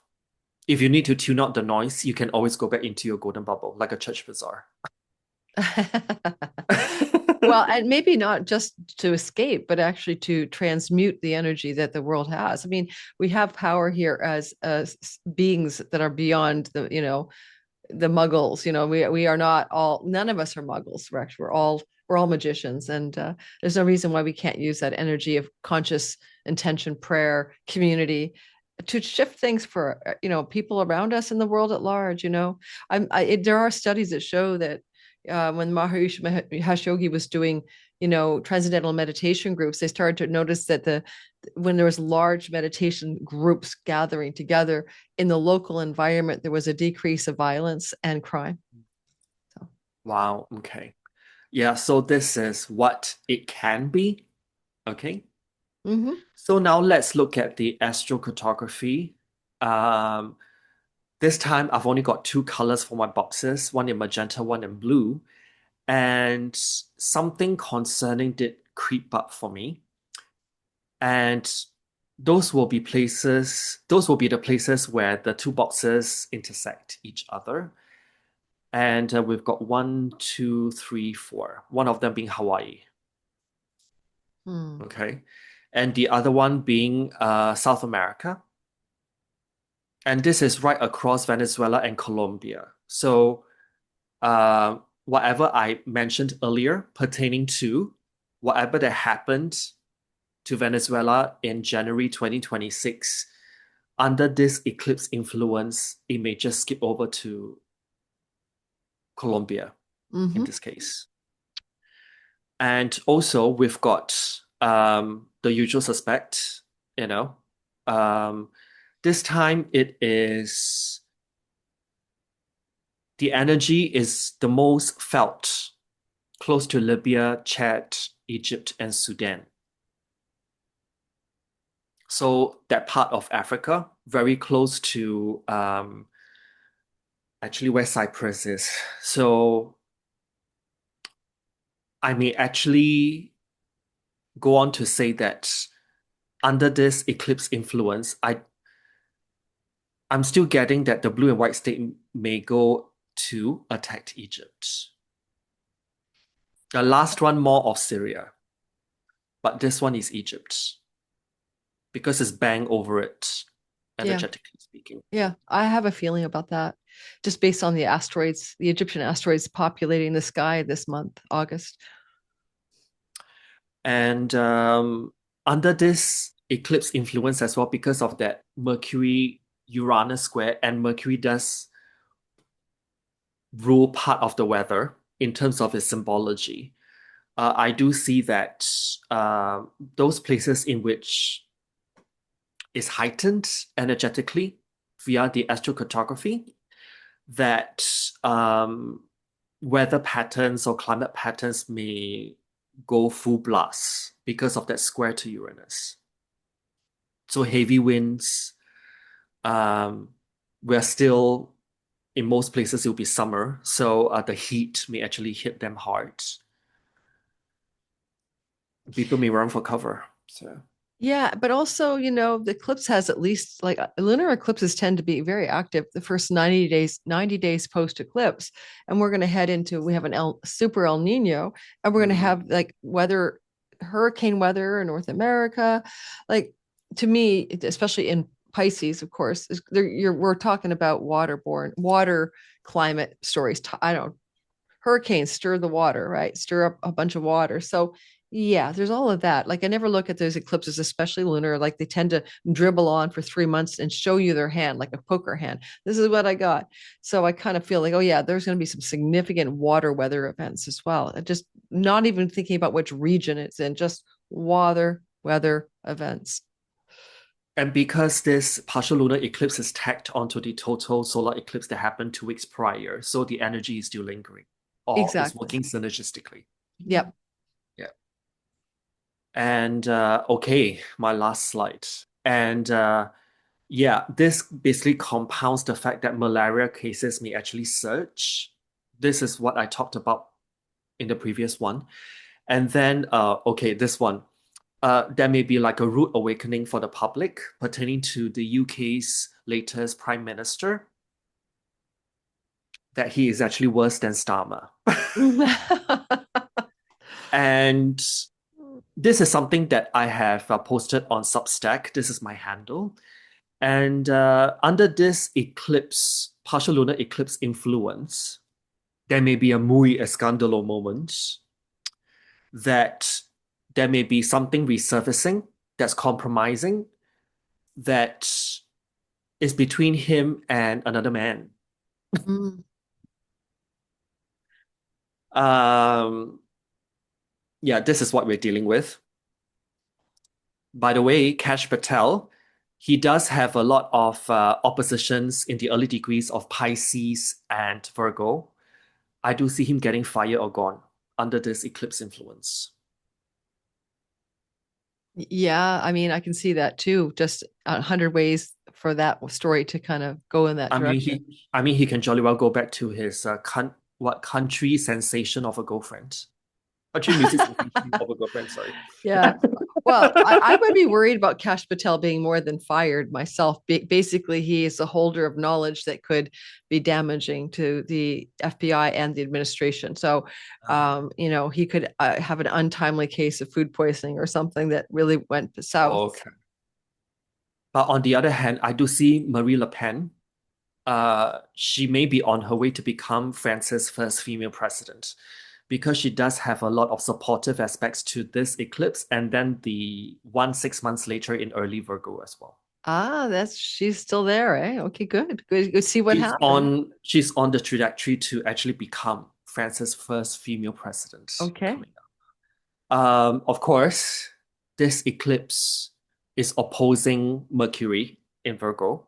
Mm-hmm. So emails, be careful what you open, particularly from unknown sources, because viruses may be going around quite a bit, but this time digital. Viruses, Mm-hmm. Uranus in Gemini, and there may also be a meteor near miss captured on camera as well. Aha. Some clip of that surfacing. Is that the sky god throwing down the meteor? You're talking about Uranus? There's something regarding meteor Okay. when I see Mercury and Uranus configured into a square aspect Okay. in a partial lunar eclipse. Well, we are in the Perseid meteors in the middle of the month, around the 13th or so. That meteor shower is really active, but it'd be interesting to see what else happens. And the last one, yeah, Mitch McConnell may actually transition or kick the bucket under this one. Well, they're just trying to keep him propped up until August, whatever, so that they don't have to do a flash election. So before the midterms. So yeah. Yeah. So for my parting statements, I still do see that the no-fly zone around the Middle East surrounding Iran will still be closed airspace-wise beyond October 2026. So gotta make sure how you find your flight there. There's only that many airlines you can choose from. Mm-hmm. And there may also be a rise in anti-Islam and anti-Jewish sentiments Hmm. that's going to carry us into autumn months as well. Wow. Thank you so much. I always love all of your insights, Donnie. They're really powerful, and a lot of the stuff you see does happen. You guys, if you start tracking him, hit and miss like a record. He does get a lot right, and we all time will tell. Mostly, I'm heartened today after you drew my attention to the Gayatri mantra and how to maybe harness that eclipse in a really positive way with my Jupiter on Fomalhaut, that star, the mouth of the fish. I'm really intimate with that energy. A lot of occultists and magicians and mystics are very activated when they have planets with that star. So, yeah, thank you so much. Yeah, so the month of August can be like pretty bipolar. Yeah, there's a good way of putting it. Yeah. Yeah. Well, we've got fire and water, right? We got Leo and Pisces. So, like, yeah, like it is bipolar. It's there's not a lot about fire and water that get along very well, uh, for good reason. So for people to find you, of course, I read Donnie's Substack a lot. He posts daily, almost notes in Substack, which are all very useful. I mean, each of your notes could be its own article. So besides your Substack at Donny Lim, are there other places where people will go to you? Would you like them to find you again? I mean, I also post the same thing on Substack onto my YouTube as well. Perfect. So you can Okay. also find me there with the same handle, which is my name, DONNYLIM. And I just posted something that is my honest opinion regarding the Jupiter-Pluto synodic cycle. Oh, I can't wait to read that. I so love your writing. I'm so glad you're on Substack. And I quoted Julian Assange. Okay. Okay. I'm going to go check it out later this afternoon. Well, I can only say thank you. You did a tremendous amount of work and research for our audience today, and you are appreciated, Donnie. I'm going to sign off because I have an appointment I have to travel to, but I want to say again, thanks. I really enjoy listening to you and sharing ideas and having a few laughs. Yes, and do remember to click like and hype button it. Like, subscribe, hype, and this is a collab, so people notice it, they can click on yours as well, so you'll hopefully get a nice little subscriber increase as well. And so So yeah, have a nice August. I know it's gonna oh, be wickety whack it's at wickety first. whack is for sure. But anyway, you as well, you have a great time in the rest of this month, and get yourself to bed because it's pretty late there. Okay, cool. Right, I'll talk to you soon. And yeah, I'm glad to be one of the guest lecturers for your Sky Reader 7.0. So, Oh yeah, I can't wait to have you in class. You're going to make people crack up. So yes, I'll but have I to do have some funny charts coming up. Yeah, yeah. I will be reminding people in my promos that we have the well-known, famous Donny Lim as one of our guest teachers. you you have a really great sleep tonight, my dear. I appreciate you, and it was a lot of fun hanging out.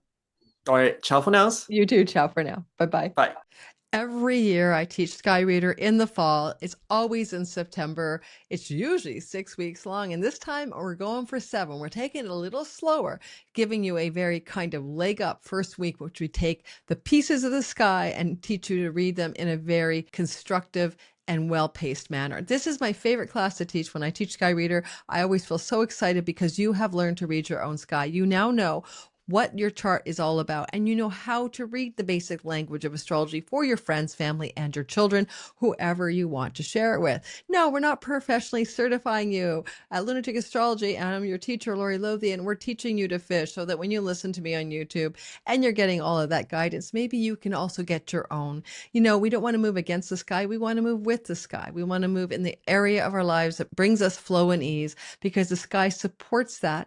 And by having a knowledge of what the sky is saying and relative to our own natal sky, we are able to operate at a new level. That level is about flow. It is about not arguing with what is happening and moving in the direction of what wants to happen. It is so darn simple. Life is full of ups and downs, but if you know that there's a swamp, 2 doors away, and if you walk that way, you're going to get stuck in quicksand, you can avoid that. If you go to the left instead of the right, there's a beautiful meadow with a lake. Why not take that path? The sky is always grabbing us. It's called the grahas or the grabbers. The planetary planets, like where they're going in the sky, the transits, that moving heavens, the moving stars, the map of time is a map of where we should avoid getting stuck and where we may move forward with freedom. And the grabber part of planets is that they're like almost like celestial teasers, right? They want to grab us and make us move in a direction. Sometimes it's not in our highest and best good. And I don't mean in a conscious, malefic way. I just mean you can take something like Neptune and make it all about transcendence and spiritual union and high creativity and imagination. And you could take it all the way down to drug addiction, and destitution maybe, and even things to do with mental challenges, health challenges. So you can operate at all levels of every planet. In Sky Reader, we show you your highest potential. Now, this is an introductory class. If you want to come to Sky Reader to be your own astrologer and time your best life, then you're coming because you are curious astrologically. You're not coming because you've already taken some heavyweight courses under your belt. You're coming because you've been listening to my channel or other astrologers, and you've always had a curiosity about learning, and you've always wanted to learn to read the sky, which is the map of time. So I'm hoping some of you will come join me there, because I've graduated hundreds of students so far, and the feedback is wonderful. And I invite all of my students, former, to come back every year and play around in redoing the course for 75% off, because I think the more you do it, the more you deepen it. We have guest teachers every year. When you join Sky Reader, you get the archived vault. In other words, you can go back and watch other guest classes in astrocartography, the astrology of relocation, and things to do with zodiacal releasing and more. We have these guest teachers coming in this year, are so much fun. We have a guest teacher about the love codes, Donny Lim of astrology, learning to read your Venus story. We have a guest teacher coming in about medical or wellness astrology. We have another one showing us about how to choose the perfect day to do something, day and time to like launch your website, get married. That's called electional astrology. We have what's your purpose, dharma kind of thing with another teacher. So what we're doing is we're giving you a lot of content. What you're doing is you're taking time to learn, but also to hold on to that content forever. It is evergreen. Once you have it, you never don't have it. If it's over your head at first, you won't be over your head when you take a second stab at it. Weekly Q&As, different time zones, so we can get people around the world in those Q&As. We alternate between evening and night every second week on Wednesday nights, and usually they're at 5:30 or 6 p.m. Pacific time. We also have the idea that the class itself is now happening at 9:30 a.m. in Pacific time on Saturday, starting on the 19th of September.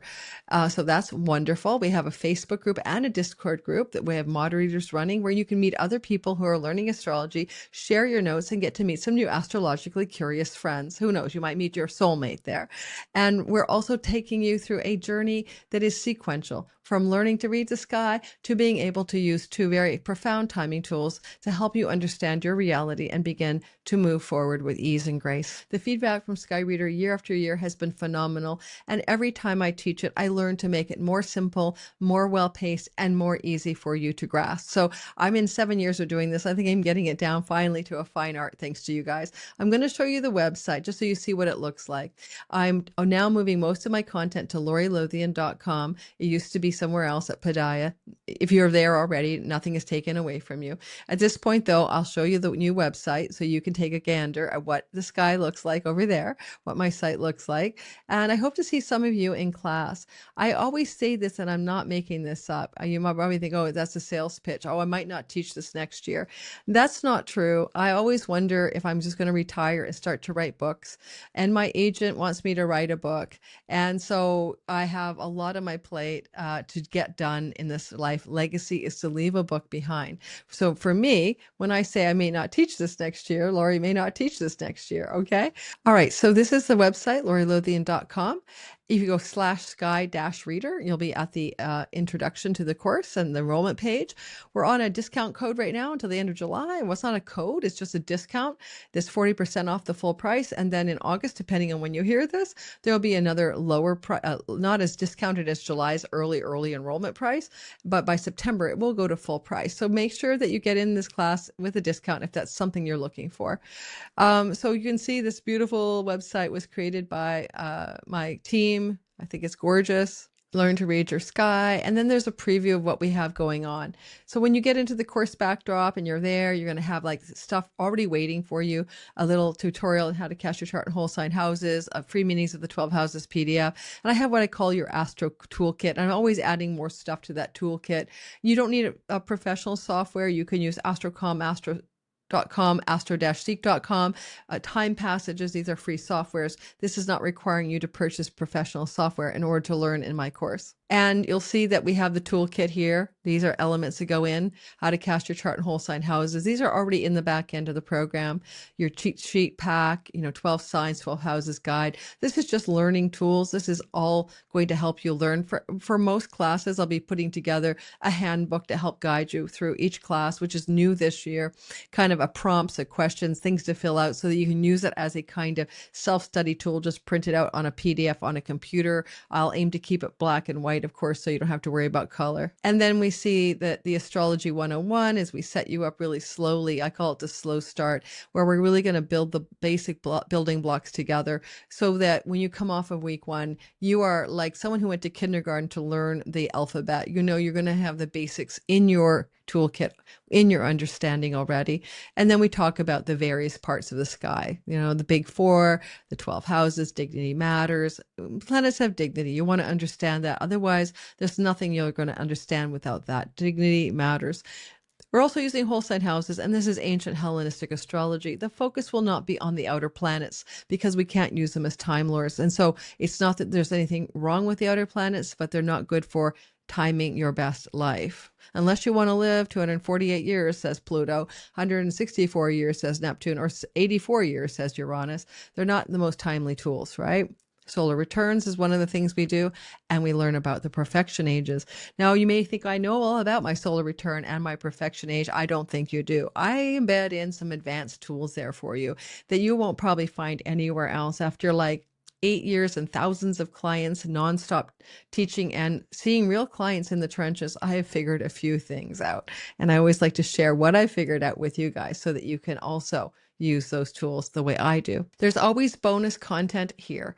And so you get from me, not to use until you've taken Sky Reader, the birthday chart advanced course as your solar return, the annual perfections advanced course, and how to find people in your chart. Where's my mom? Where's my kids? Where's my husband? Where's my siblings? How to find the planets that represent those people in your chart.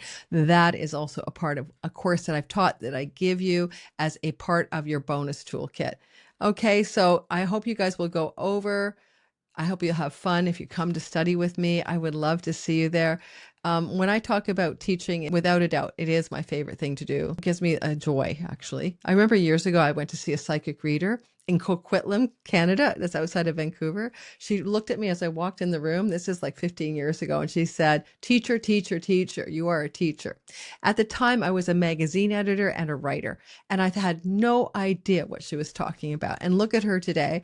She was right 15 years later. That is my passion. That is what I do. Hope you'll join me. I'll see you guys in Sky Reader, and let's have some fun learning together. Everyone have a very good, wherever you are, day, month, or year. Lunatic astrology.